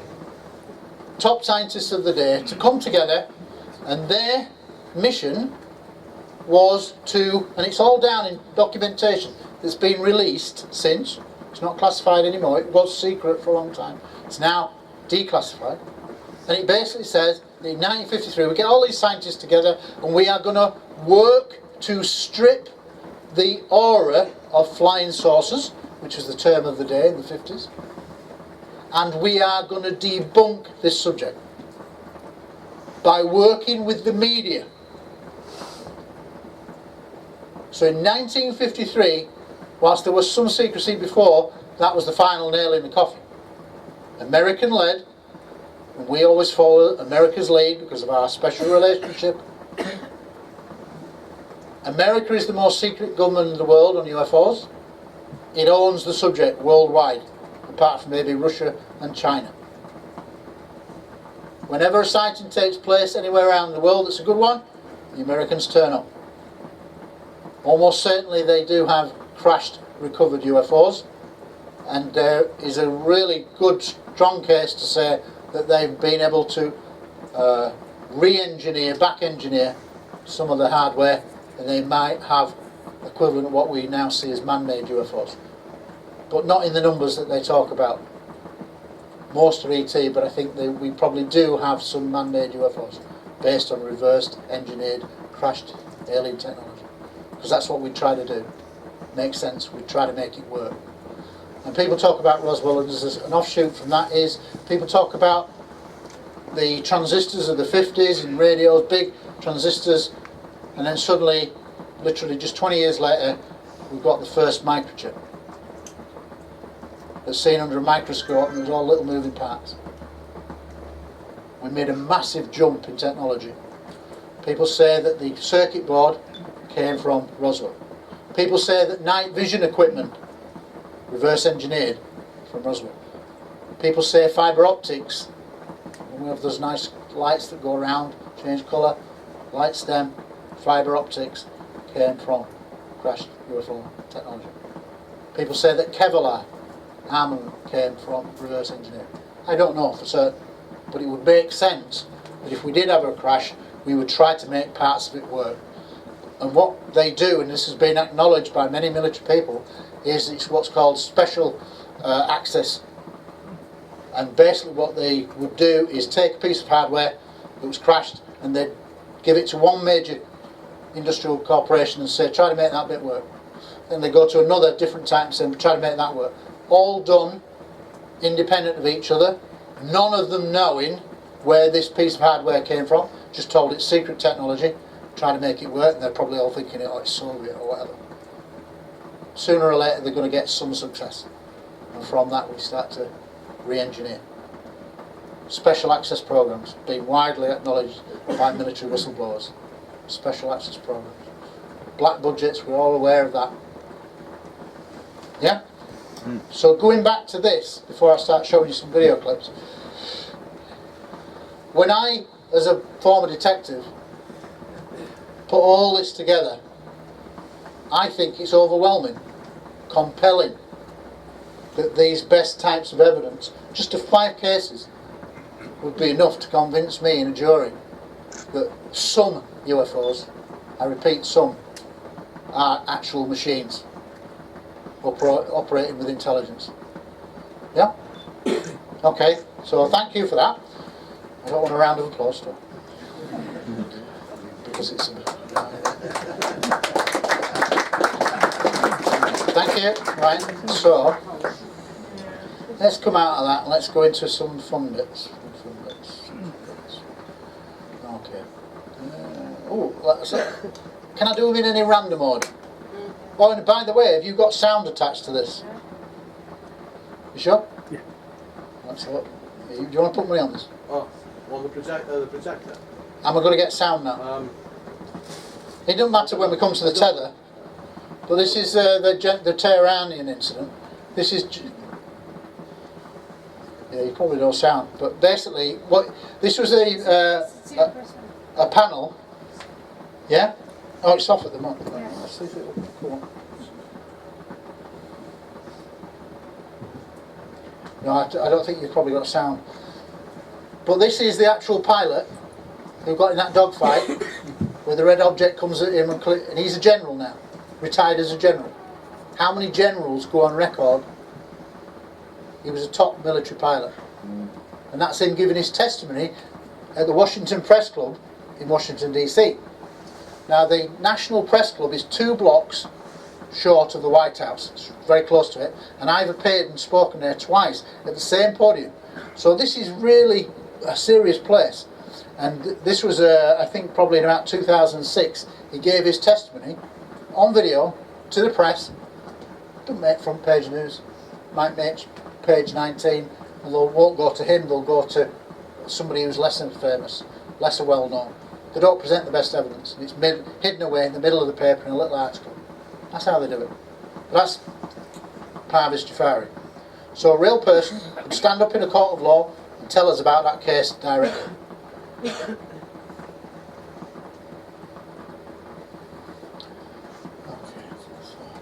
Now, let me just show you this. This is just, again, to prove that we have this, that we could present in a court of law. Again, you're not going to have the sound, but this is the guy who's the top Belgian radar expert brought in to work with the Belgian military radar experts. So again, what I'm saying is, this is a guy who's gone on record, who says, I'm the guy brought in to examine this, and this was real, and he does this drawing, which is I've quoted in the thing, and at the end of it, he basically says, I think this is extraterrestrial. He's nervous. Okay, so that's a great bit of testimony. But it's backing up these 5 cases. Okay? So, here we go. STS. Let's see what's on there. Oh, right. Let's just press pause now. You might just want to get closer. Okay. This is a short clip, but basically, that is the tether. I've got actually a longer sequence, so you're going to get better quality. But that's the 12-mile long length. They've zoomed in, and all these objects moving around. See the wedge cut out, central hole, and this is pulsing. You'll see this on a better clip. This is just a short clip, but I'll get you a better clip because they're on a different file. But basically, let's just run that, and you can see that there's an object moving. Another one down there, another one shooting in here, and this is very poor quality. The better one is coming up. But bear in mind, there's nothing in space. That's what we're told. Right, it's got definition, it's got a wedge, and it's just slowly going round. And this one actually, and the longer sequence, it comes up from here, and then it actually goes to there, and then it goes down.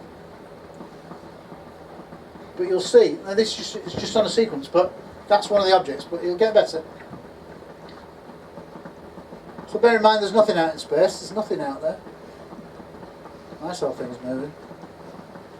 Flying P. Right, okay, so that's that. So let's go back. Okay. Oh, here we go. Right. I talked to some of the people before we came in. Do you want to see the? Oh, I'll go back and show you the tether first.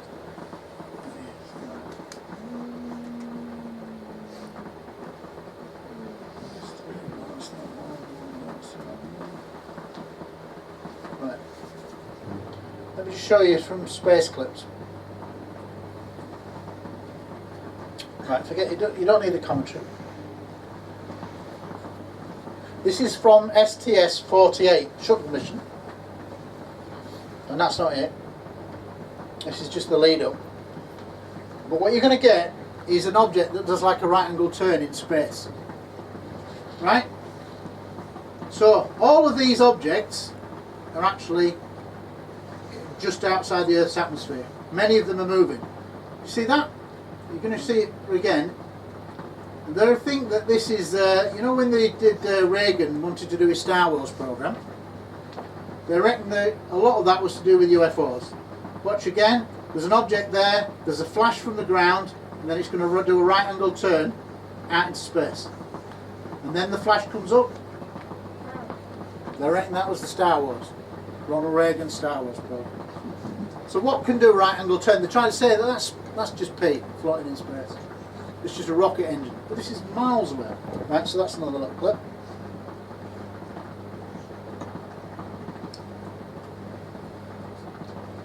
Let's just do them in the order that they come down, because it's easier. Right, this is a daylight sequence of an object. It's a flying earring. This was recorded over England, over Portsmouth, in I think about 2003. Can you see that it's got two lights? It's got a chunk missing out. Oh, but look, it then morphs when it flashes more lights. Its shape is rotating on its own axis. This is a 4-minute sequence. See how the wedge shape there, and then when it flashes to 4 to 5 lights, the shape actually changes. See how it's changed shape? And I call it the flying earring, but it's turning on its own axis. It didn't fall into the ground, so what's its propulsion? And how can something change shape when it lights up? It's self-illuminating.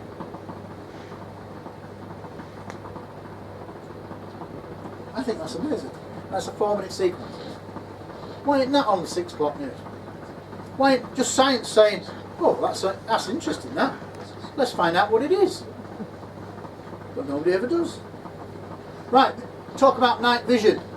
This is a clip I took myself the very first time I used my Yukon 950, my Yukon night vision glasses. Cost 350 quid. It's got a video out, so you can connect it to a laptop, put it on a camera mount, and just pan. It's a lot easier, right? But let's watch this. Right, there's an object moving there, but it's very faint. Look at these two objects. These are just stars. This is a 4-minute sequence above my house, my previous house in Holmford, last of the summer wines. The first object you only seen very briefly, and then you've got these two objects. Now they're almost like tethered, but they're not. These are stars between them. This lasts for 4 minutes. They're bright, there's no noise. These aren't high altitude, and they were seen visually as well. Because when I set it up, I'm looking at and panning it using the laptop and the tripod, and my stepson was with me, and I said, do us a favour, just look over there, see if you can see anything. And he went, yeah, I can see two things. I went, what? And I looked, and he could see visually two objects. Now, I was in the Air Force for 6 years. Planes do not stack like that, and this was at an altitude of say 5 to 10,000 feet. Not high, this is not high altitude. They're at like this kind of angle, 50, 60 degree angle, and there's no noise whatsoever. Now, if you're not familiar with looking up at the stars, this is very odd behaviour. You don't see pairs. But other clips where I've not had the camera fitted to record, I've seen multiple objects. Well, this is one sequence where I caught something. Now what just ambles over the sky, stacked on top of each other, and that one will actually get on top of it and come further round. But if you try to look at the orientation, you think, well, it's going there and it's going to go over there, but then it's going down. So it started over here, and then it starts to go down, and it's the orientation from where you're looking. But you can try to work out where it's going to go, and then you'll see that it actually will come this side of the star. Planes do not manoeuvre that way. They were by far the brightest things other than the one or two major stars. So that for me is a total unknown. Planes do not fly stacked. Now here's an interesting thing, that during this sequence, and I didn't notice it the first time, you've actually got one, possibly two objects moving, very faint, going this way, further on in the sequence. So look, particularly bright star.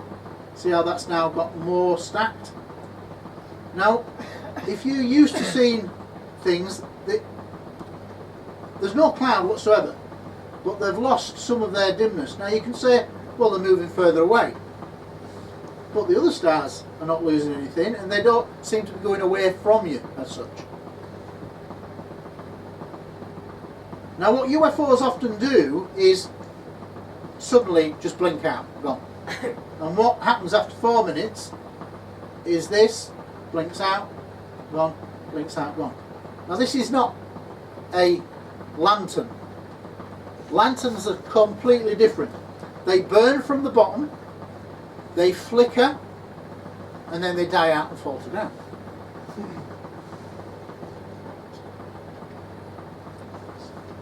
I think it's around here that basically something is seen down here.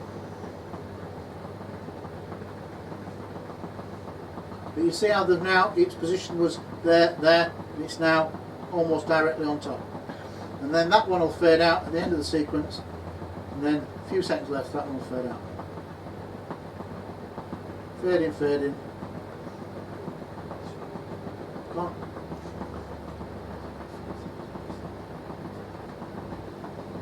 Now if it's an aeroplane, do they just turn the lights out? Or switch everything off? Oh. So that's an interesting clip. And I was saying to some people, if you've got a video camera, you can actually get lenses to go on, an infrared lens, a green lens, which you screw to the front of your video camera. You just set it up, and I live where there's a hill in the background, and I just set it focusing towards the hill. And about a week ago, 10 days ago, we had 2 really nice days, clear blue sky, not a cloud in the sky, it was really nice blue skies. The hill in the background, I just set the camera going daytime, and it's got a picture in picture. It's got 2 cameras. On the outside, the bit that flips out, like he's got there, he's got a forward facing camera, that so on your left hand screen there, you're getting normal colour, normal view, and then the rest of it is green of the hill. And the infrared lens is able to pick up objects that we can't see in our visible spectrum. And at one point, there's several strange things on it, at one point an object just appears from nowhere. I've not done the editing, so it's not in this sequence. And I'm watching it, and you can only really see it on the infrared, blue screen, clear sky, can't see it. And then briefly, it pulses in light, it then comes into the visible domain on the blue screen, maybe for a second, and then it's gone.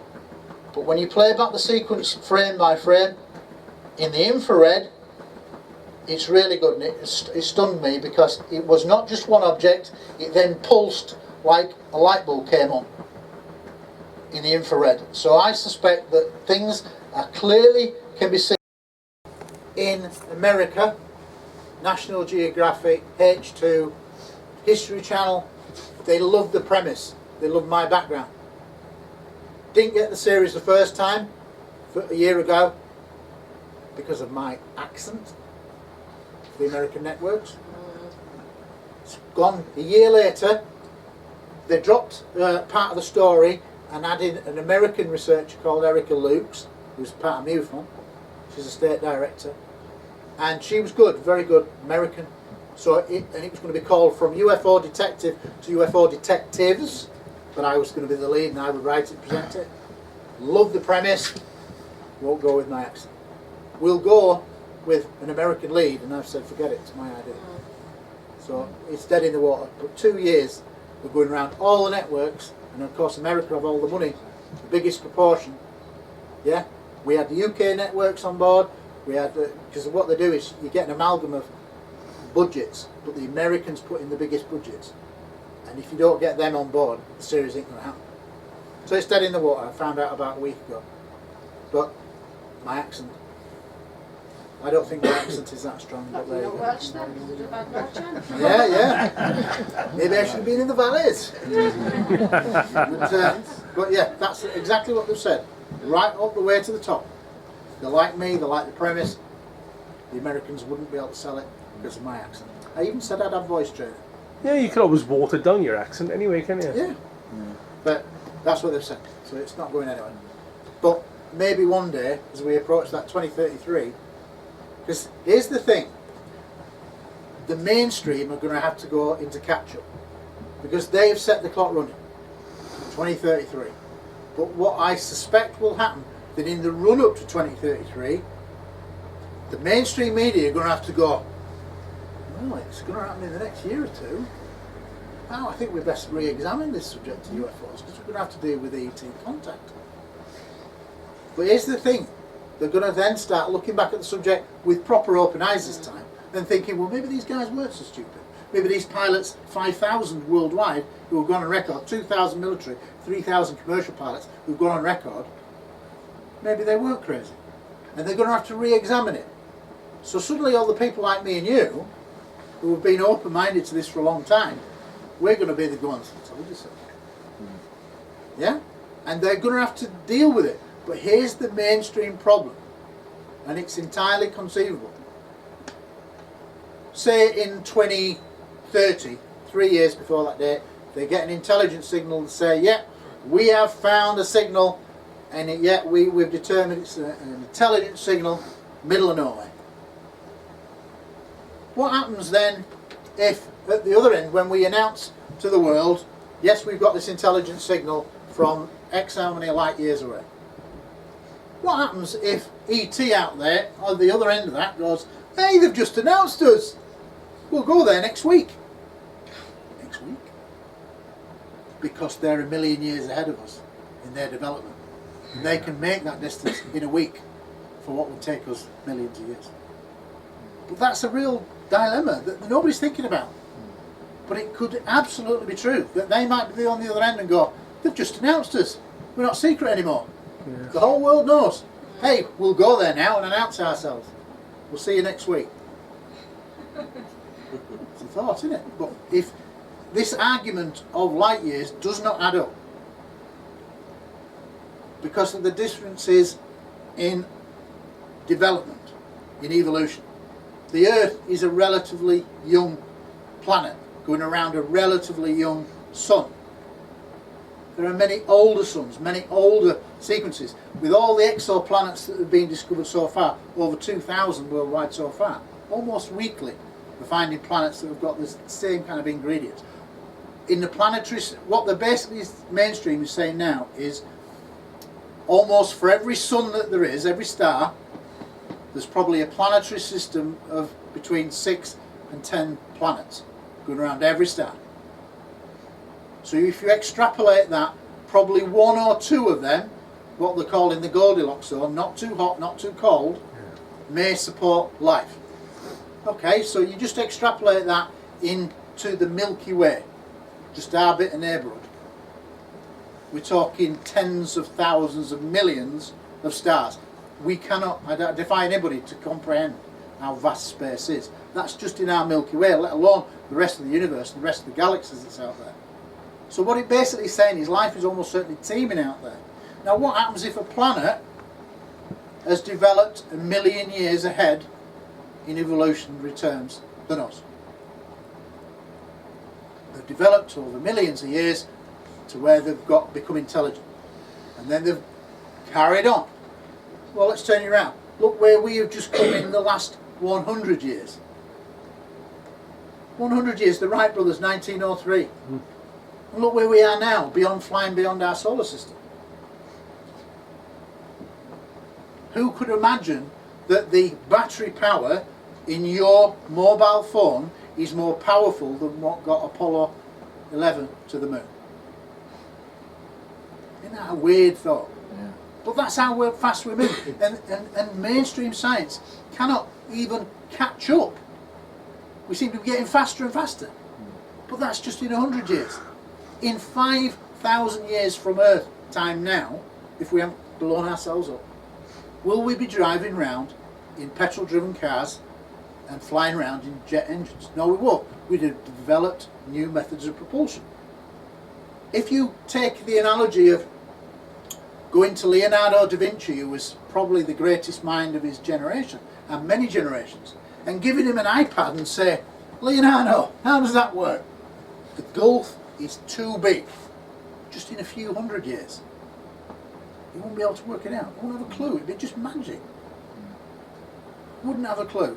And that's just in a few hundred years. But what if you're a million years ahead of us in Earth time? You will have developed new methods of propulsion. If you look about in our history, it used to take weeks to cross from London to New York. Now it can take, what, 3 days, something like that. The SR-71 could fly around the Earth, and I think in about 3 hours at its top speed. And that was in the 50s and 60s. The world is shrinking as technology increases. It's a ridiculous argument, but a lot of scientists have got a very narrow field of vision, and they operate within a very stringent field of reference, because it's science, and it has to be demonstrable, repeatable, etc. That's what scientists do. But they have, in reality, quite a narrow vision. How can we estimate what a civilization is capable of 5,000 years ahead of us in development terms? 1,000 years?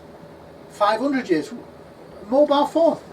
We're of a generation, many of us in this room, we're the last generation who can remember a time without the home computer, a time without a mobile phone. You remember the big bricks in the 70s? Yeah. In the Jags, like a big military radio. Look how it is condensing. Just look at memory sticks. The first memory sticks might be 10 megabyte. Now we're getting 256 megabyte little memory sticks that plug in. My first hard drive on a computer was 750 megabytes. And that was the whole operating system on 750 megabytes, and that was about 1997. It just, now we're talking terabytes. Crazy. So this argument for distances is a weak one, in my opinion. Yeah? So on the strength of that, I'll go into a Q&A now. It's 10:05. How long do you want me to do a Q&A for? It's 11:10. Is it? 11:10. Oh yeah, I haven't moved much forward. Is it 11:10, really? No, seriously, I haven't moved this much forward. Alright, well, am I going to get told off? Am I alright? Right, does anybody want to answer quick 10-minute questions? Since you started this journey, right, have you experienced any weird stuff? Have you had your phones tapped or No. anything like that? No. But then again, a lot of people said to me, keep your head down, Gary, because some researchers have died in mysterious circumstances. But I said, well, if they want to kill me, they will, and it'll make it look like an accident. But what I say to people is, if ever I've supposedly committed suicide, know for certain that I've never committed suicide, because I never will. So if I suddenly turn up suicide, you'll know that it was mysterious. Yeah. But the reality is that if somebody wants to take you out, it is like the films. Somebody can give you an injection, it won't register in a few hours, and basically look like you died of a heart attack or whatever. Yeah. So if they want to take you out, they'll take you out. But I've met people who become very paranoid, frightened to go out the door almost. And in reality, I'm not prepared to go down that line. No. I accept that it's out there, that it is a bit like Jason Bourne, maybe a bit exaggerated, but elements of it are very real. If the intelligence services want to take you out, they will. Similarly, I think one day I might get burgled, something like that. But I'm not going to worry about it. No. But the fact that I kind of know all these things and I'm so open, hopefully means I'm kind of like flagging up to people like you that I'll never commit suicide, that kind of thing. So it makes me less of a risk in some ways. But if they wanted to, they could certainly do it. Yeah. But I'm not prepared to live in a paranoid world.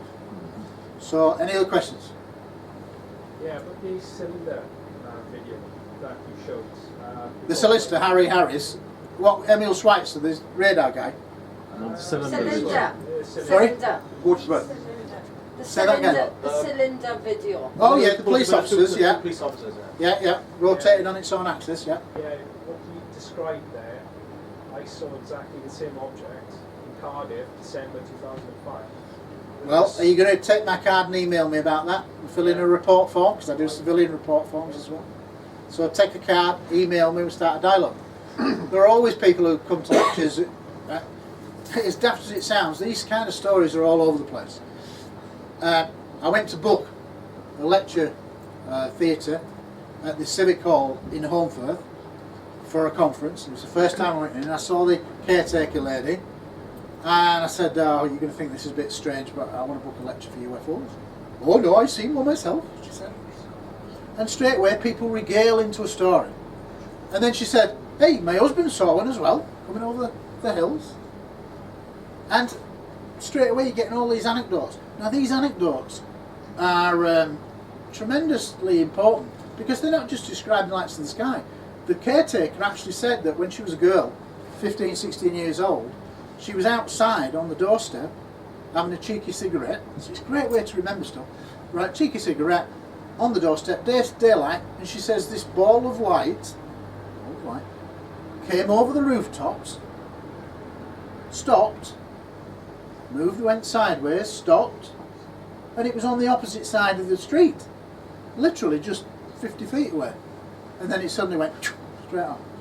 Now why is she going to make up a story like that? She didn't. And I get so many of these stories. So these anecdotes are real, but my favourite case is the pilot cases, because they just prove it in one. If a pilot in broad daylight doesn't know what he's chasing, what he's looking at, I mean, are you aware that pilots have fired on UFOs in broad daylight and nothing's happened? There's a case, I met the pilot called Colonel Oscar Santamaria, Peruvian pilot, gone on the record, on video, all the documents prove it, and basically in 1980, in daylight, he is sent up to intercept a daylight radar confirmed UFO that's just hovering.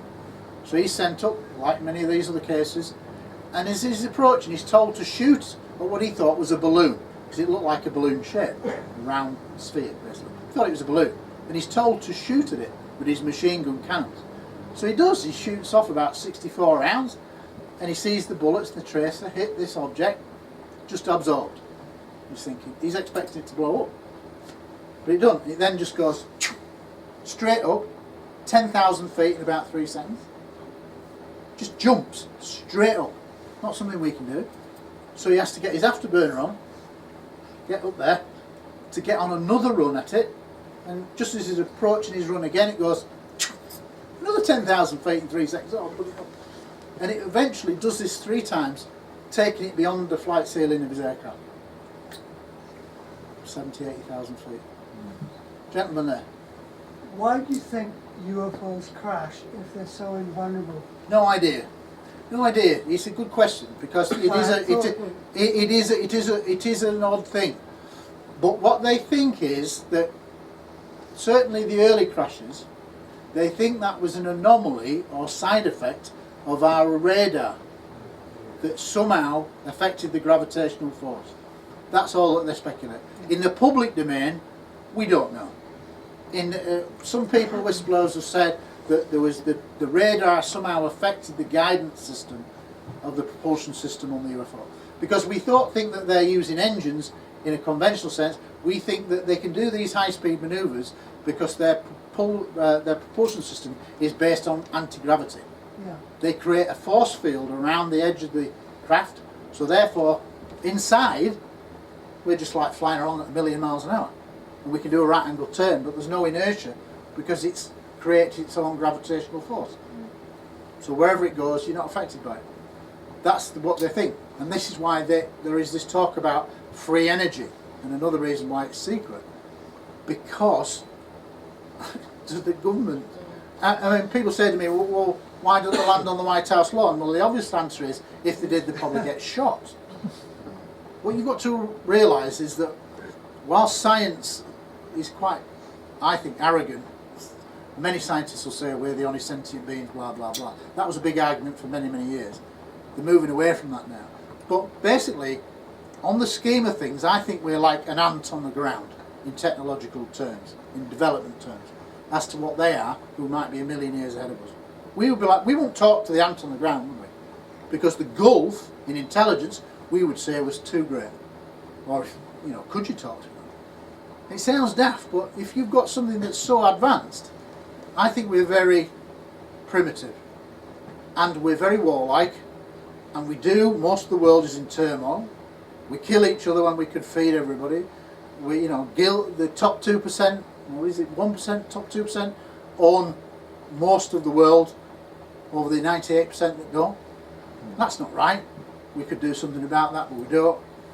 It's a whole mess. So I think we're probably very good reasons why they mostly surveil us. I think we're very primitive. We like pond life, I think. Actually, I disagree with that. Well, go on. What's your theory? Well, I was talking about it today with a friend. I was reviewing a book I'd read, Childhood's End by Arthur C. Clarke. Okay.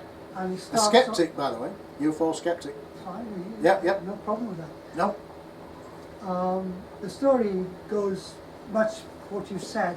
At the end, it's a twist that we are the intelligence. We are the most developed aspect. I think that was a product of his generation. Well, actually, I kind of agree. I think we are, and I think the aliens are not. I guess we'll never know. Well, I think we will soon. Well, I hope so. Well, to put it this way, it is coming. And this is what I say about the 2033. It's coming. Yeah, I do agree with that. And mainstream are going to have to catch up and readdress how they look at this, reevaluate how they look at this subject. Because they're going to have to confront contact. And we are going to be the first people in official history that deal with contact. It's going to happen in many of our lifetimes. For the first time ever, official contact. And they always say that it will be the biggest step for mankind, contact with another species. Well, Mike goes on about the human species. I was talking to somebody the other day and they was talking about aliens being here, and they said that they're here but they're not allowed to interfere with us. Well, I guess this goes... Because the process, the human body, the aliens are not changing like us. It's only the human bodies, and we got to go through this process ourselves. On the abduction side, there are many accounts that there's a lot of aspects to it. It's very complicated, but there would certainly appear to be some alien species are interested in reproductive organs, hybridization, fetuses being removed from abductees, and then later on being reunited with them every few years when they see these half-human. So that is common all around the world, even in third world, where there's no access to media. So this is real. We can't make it up. How can somebody in the middle of the Amazon, with no access to TV, radio, newspapers, effectively a third world person, recount the same event of being taken on board something and being medically examined? Where do they get that infrastructure from? That's New Zealand. Right, go on. Rendlesham, Rendlesham, yeah. They did say it was a lake dose. Okay, so let's that's what right. Rendlesham Forest can be defined in one particular sphere. Show you the pictures. New Zealand. Right. You don't want to look at my photos. So, right, New Zealand. No. Rendlesham Forest. In essence, when you look at the evidence for Rendlesham Forest, the fact that it's over 3 days, doesn't matter. I cut to the chase of evidence straight away. It all hinges on whether it's UFOs or not, on one aspect.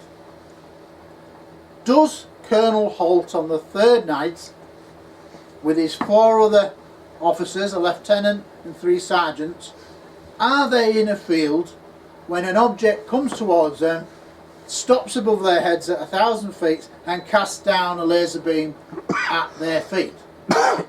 There's only 2 alternatives. Either Holt and his team are lying, or it happened. And if it happened, it ain't a lighthouse. Because what lighthouse can stop above your head and put a beam down? No. So you just take one little piece of it and the lighthouse theory is evaporated. But let me just tell you a side effect of this. I've done many documentaries over the years. some with terrestrial TV like Channel 4, Channel 5. Right, the last two that I've got involved in, Channel 4 and Channel 5, I said to them, you've not got a very good record of doing decent documentaries on UFOs. And they go, oh yeah, no, we're serious about this one. We're going to. Oh, great, okay. I said, well, I'll tell you, I'll give you a challenge. I said, I will give you a world exclusive, but I'm saying to you, you will not use it in the final edit. Oh, we will. I said, here's the challenge then. I'm going to show you the field where I went with Colonel Holt. I've identified the field, nobody else has. And this is the field where the being came down at his feet. I'll take you to that location. It's never been shown in any documentary. Are you interested? Oh yeah, we're interested. So we go, film it. Is it in the final edit? No. Who wins the bet? Me. Why? Clever editing. Because in the final bit, the presenter goes, so, multiple nights, multiple witnesses. Was it a UFO? Or was it a lighthouse? They could not have used that open-ended lighthouse bit if they'd have included that sequence in the field. If it was a lighthouse, So- they should have been chasing it every night. Well, that's the whole point. Well, but here's the thing is, Holt used to take people out to the lighthouse for a visit. So he knew where it was. And in reality, in the weapons storage area, which I worked on two of them, at Honington in Suffolk, same county, and in Labrook in what was then West Germany, you have the weapons storage area with the bunkers, and in the middle of it, or at one end of it, there is at least one tower that's manned 24/7, 365 days. Right? The site is about 30 to 40 people on shift at any one time. That proves the numbers alone, Rendlesham is, because a conventional bomb dump, 1 or 2. Yeah? Guards. Nuclear weapons, guarding 365, 24/7, 30 to 40 per shift. Alright? So the numbers were mixed up. But the tower, they have one tower that's higher, that's about 80 feet high. And it's purposely higher so that it has a full 360 for the guy in the tower. And in the top of the tower, they have a miniature layout of the entire site, like a model. And it has all the alarm settings that can be triggered by rabbits, because it's a microwave, right? Because they have an outer stereo fence and an inner fence, and it's microwaved. So if anybody tries to break through the fence, it triggers an alarm. The alarm is triggered on this big board. So the guy in the top of the tower, it's 80 feet. The trees are not allowed to go more than 40 feet. So he gets the perspective of 360. So the guy in the tower knows where the Orford Lighthouse is. Every shift he's up there. Because he goes, lighthouse. Oh, look, that's the lighthouse. Yeah? Every 5 seconds. Oh, look, it's the lighthouse. He knew where it was. They all knew where it was. But nobody talks about the weapons storage area because it's too sensitive. Nobody wants to go near nuclear weapons because it broke all the armament agreements. Hence why nobody will cover these aspects. Staff Sergeant Penn didn't touch this craft. Yes. And had a download. I don't believe it. Hun? I don't believe it. You don't believe it? I think he lied. Right, okay. No, but let me say this. No, I was going to say, I'm not going to argue, but I'll make a point that I find He did out touch in my it. own mind, yeah.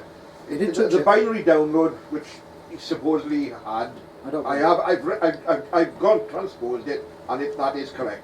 But that doesn't mean to say that he actually had it. Now, but it does actually refer to a location called High Brazil, which is an island west. 7 locations it refers to, including. Yeah. So you've got no feedback or further information on that, whether you don't believe it. So. I'm a detective. Yeah. Right? His reasons, he claimed, on the 30th anniversary conference, so for 30 years he kept this secret, even from John Burroughs, who was with him. Right, okay. And he suddenly came out with this binary code. Yeah. Anybody can make it up, but Right. Yeah. Now, I think by then, Penniston's had some issues with drink and blah blah blah. I hope the camera's not going in. It's good enough. You're not recording? No. Good. But yeah, I've met Penniston. Yeah. Right? He went off the rails a bit. He was a brilliant witness at the time. But later on, I think he's got dazzled as the case became more famous. People are saying, oh, we'll make a feature film of this. Oh, you're one of the key stories. And I think that through whatever, money started to go. So what better could he do? Come up with this binary codes. Whoa, wow. And all these. Linda Moulton Howe had the binary codes as well. Yeah. Right? The reality is that in his pocketbook, it was a clip pocketbook. You can take pages out and put them in. It wasn't a proper binding book. Yeah. Right? Colonel Holt, when I heard about this binary code, I said to him, what do you think of the binary code? He says, don't believe it. He said, I've looked through that pocketbook loads of times. He says, I've never seen any binary code pages. He said there were 6 pages. Then on a radio show, he said there were 10 pages. Then on another radio show, he said there were 12 pages. Well, I think I'd know if there were 6, 12 or 10. On the strength of that, I'll go into a Q&A now. It's 10:05. How long do you want me to do a Q&A for? It's 11:10. Is it? 11:10. Oh yeah, I haven't moved my watch forward. Is it 11:10, really? No, seriously, I haven't moved this watch forward. Alright, well, am I going to get told off? Am I alright? Right, does anybody want to answer quick 10-minute questions? Since you started this journey, right, have you experienced any weird stuff? Have you had your phones tapped or No. anything like that? No. But then again, a lot of people said to me, keep your head down, Gary, because some researchers have died in mysterious circumstances. But I said, well, if they want to kill me, they will, and it'll make it look like an accident. But what I say to people is, if ever I've supposedly committed suicide, know for certain that I've never committed suicide, because I never will. So if I suddenly turn up suicide, you'll know that it was mysterious. Yeah. But the reality is that if somebody wants to take you out, it is like the films. Somebody can give you an injection, it won't register in a few hours, and basically look like you died of a heart attack or whatever. Yeah. So if they want to take you out, they'll take you out. But I've met people who become very paranoid, frightened to go out the door almost. And in reality, I'm not prepared to go down that line. No. I accept that it's out there, that it is a bit like Jason Bourne, maybe a bit exaggerated, but elements of it are very real. If the intelligence services want to take you out, they will. Similarly, I think one day I might get burgled, something like that. But I'm not going to worry about it. No. But the fact that I kind of know all these things and I'm so open, hopefully means I'm kind of like flagging up to people like you that I'll never commit suicide, that kind of thing. So it makes me less of a risk in some ways. But if they wanted to, they could certainly do it. Yeah. But I'm not prepared to live in a paranoid world. So, any other questions? Yeah, but the cylinder video that you showed. The solicitor, Harry Harris, Emil Schweitzer, the radar guy. Cylinder. Sorry? Cylinder. What's that? The Say that again. cylinder, the cylinder video. Oh yeah, the police officers, yeah. Police officers, Yeah, rotating on its own axis, yeah. Yeah, what you described there, I saw exactly the same object in Cardiff, December 2005. Well, are you going to take my card and email me about that and fill in a report form? Because I do civilian report forms as well. So take a card, email me, we start a dialogue. There are always people who come to lectures. As daft as it sounds, these kind of stories are all over the place. I went to book a lecture theatre at the Civic Hall in Holmfirth for a conference. It was the first time I went in. I saw the caretaker lady, and I said, "Oh, you're going to think this is a bit strange, but I want to book a lecture for UFOs." "Oh no, I've seen one myself," she said. And straight away, people regale into a story. And then she said, "Hey, my husband saw one as well, coming over the hills." And straight away, you're getting all these anecdotes. Now, these anecdotes are tremendously important because they're not just describing lights in the sky. The caretaker actually said that when she was a girl, 15, 16 years old, she was outside on the doorstep having a cheeky cigarette. So it's a great way to remember stuff. Right, cheeky cigarette on the doorstep, daylight, and she says this ball of light came over the rooftops, stopped, moved, went sideways, stopped, and it was on the opposite side of the street, literally just 50 feet away, and then it suddenly went straight on. Now, why is she going to make up a story like that? She didn't. And I get so many of these stories. So these anecdotes are real. But my favourite case is the pilot cases, because they just prove it in one. If a pilot in broad daylight doesn't know what he's chasing, what he's looking at, I mean, are you aware that pilots have fired on UFOs in broad daylight and nothing's happened? There's a case, I met the pilot called Colonel Oscar Santamaria, Peruvian pilot, gone on the record, on video, all the documents prove it, and basically in 1980, in daylight, he is sent up to intercept a daylight radar confirmed UFO that's just hovering. So he's sent up, like many of these other cases, and as he's approaching, he's told to shoot at what he thought was a balloon, because it looked like a balloon shape, a round sphere basically. He thought it was a balloon, and he's told to shoot at it with his machine gun cannons. So he does, he shoots off about 64 rounds, and he sees the bullets, the tracer, hit this object, just absorbed. He's thinking, he's expecting it to blow up. But it doesn't, it then just goes straight up, 10,000 feet in about 3 seconds. Just jumps straight up. Not something we can do. So he has to get his afterburner on, get up there, to get on another run at it, and just as he's approaching his run again, it goes another 10,000 feet in 3 seconds. Oh, and it eventually does this 3 times, taking it beyond the flight ceiling of his aircraft. 70, 80,000 feet. Gentleman there.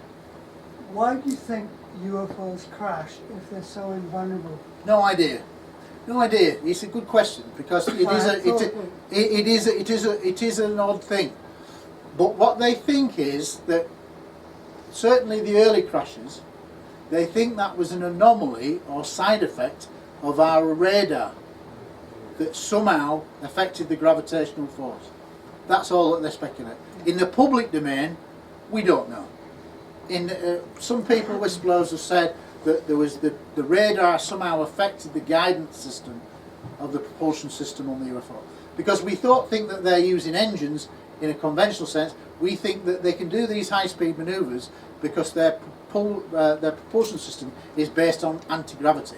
Yeah. They create a force field around the edge of the craft, so therefore inside we're just like flying around at 1,000,000 miles an hour, and we can do a right angle turn, but there's no inertia because it's creates its own gravitational force. So wherever it goes, you're not affected by it. That's what they think, and this is why there is this talk about free energy, and another reason why it's secret, because the government.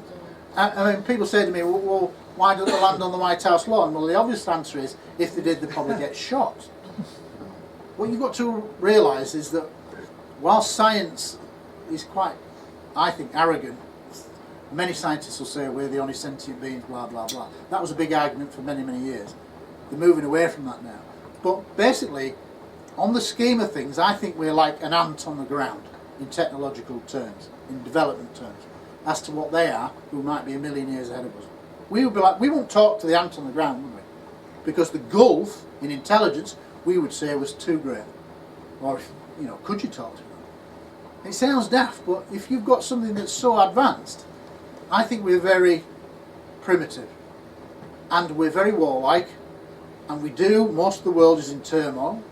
We kill each other when we could feed everybody. We, the top 2%, or is it 1%, top 2%, own most of the world over the 98% that don't. That's not right. We could do something about that, but we don't. It's a whole mess. So I think we're probably very good reasons why they mostly surveil us. I think we're very primitive. We're like pond life, I think. Actually, I disagree with that. Well, go on. What's your theory? Well, I was talking about it today with a friend. I was reviewing a book I'd read, Childhood's End by Arthur C. Clarke. Okay. And he A starts skeptic, by the way. UFO skeptic. Fine. Yep. No problem with that. No? The story goes much what you said. At the end, there's a twist that we are the intelligence. We are the most developed aspect. I think that was a product of his generation. Well, actually, I kind of agree. I think we are, and I think the aliens are not. I guess we'll never know. Well, I think we will soon. Well, I hope so. Well, to put it this way, it is coming. And this is what I say about the 2033. It's coming. Yeah, I do agree with that. And mainstream are going to have to catch up and readdress how they look at this, reevaluate how they look at this subject, because they're going to have to confront contact, and we are going to be the first people in official history that deal with contact. It's going to happen in many of our lifetimes for the first time ever. Official contact, and they always say that it will be the biggest step for mankind, contact with another species. Well, Mike goes on about the human species. I was talking to somebody the other day and they was talking about aliens being here, and they said that they're here but they're not allowed to interfere with us. well, I guess this goes. Because the process, the human body, the aliens are not changing like us. It's only the human bodies, and we got to go through this process ourselves. On the abduction side, there are many accounts that there's a lot of aspects to it. It's very complicated, but there would certainly appear to be some alien species are interested in reproductive organs, hybridization, fetuses being removed from abductees, and then later on being reunited with them every few years when they see these half-human. So that is common all around the world, even in third world, where there's no access to media. So this is real. We can't make it up. You know, how can somebody in the middle of the Amazon, with no access to TV, radio, newspapers, effectively a third world person, recount the same event of being taken on board something and being medically examined? Where do they get that infrastructure from? That's New Zealand. Right, go on. Rendlesham, you know. Rendlesham, yeah. They did say it was a lake dose. Okay, so let's that's you what right. Rendlesham Forest can be defined in one particular sphere. Show you the picture. New Zealand. Right. You don't want to look at my photos.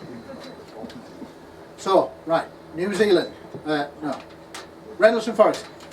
In essence, when you look at the evidence for Rendlesham Forest, the fact that it's over 3 days, doesn't matter. I cut to the chase of evidence straight away. It all hinges on whether it's UFOs or not, on one aspect. Does Colonel Holt on the third night, with his 4 other officers, a lieutenant and 3 sergeants, are they in a field when an object comes towards them, stops above their heads at 1,000 feet and casts down a laser beam at their feet? There's only 2 alternatives. Either Holt and his team are lying, or it happened. And if it happened, it ain't a lighthouse. Because what lighthouse can stop above your head and put a beam down? No. So you just take one little piece of it and the lighthouse theory is evaporated. But let me just tell you a side effect of this. I've done many documentaries over the years, some with terrestrial TV like Channel 4, Channel 5. Right, the last 2 I've got involved in, Channel 4 and Channel 5, I said to them, you've not got a very good record of doing decent documentaries on UFOs. And they go, oh yeah, no, we're serious about this one. We're going to tell us. Oh, great, okay. I said, well, I'll tell you, I'll give you a challenge. I said, I will give you a world exclusive, but I'm saying to you, you will not use it in the final edit. Oh, we will. I said, here's the challenge then. I'm going to show you the field where I went with Colonel Holt. I've identified the field, nobody else has. And this is the field where the beam came down at his feet. I'll take you to that location. It's never been shown in any documentary. Are you interested? Oh yeah, we're interested. So we go, film it. Is it in the final edit? No. Who wins the bet? Me. Why? Clever editing. Because in the final bit, the presenter goes, so, multiple nights, multiple witnesses. Was it a UFO? Or was it a lighthouse? They could not have used that open-ended lighthouse bit if they'd have included that sequence in the field. If it was was a lighthouse, So- they should have been chasing it every night. Well, that's the whole point. Well, but here's the thing is, Holt used to take people out to the lighthouse for a visit. So he knew where it was. And in reality, in the weapons storage area, which I worked on 2 of them, at Honington in Suffolk, same county, and in Labrook in what was then West Germany, you have the weapons storage area with the bunkers, and in the middle of it, or at one end of it, there is at least one tower that's manned 24/7, 365 days. Right? The site is about 30 to 40 people on shift at any one time. That proves the numbers alone, Rendlesham is, because a conventional bomb dump, 1 or 2. Yeah? Guards. Nuclear weapons, guarding 365, 24/7, 30 to 40 per shift. Alright? So the numbers were mixed up. But the tower, they have one tower that's higher, that's about 80 feet high. And it's purposely higher so that it has a full 360 for the guy in the tower. And in the top of the tower, they have a miniature layout of the entire site, like a model.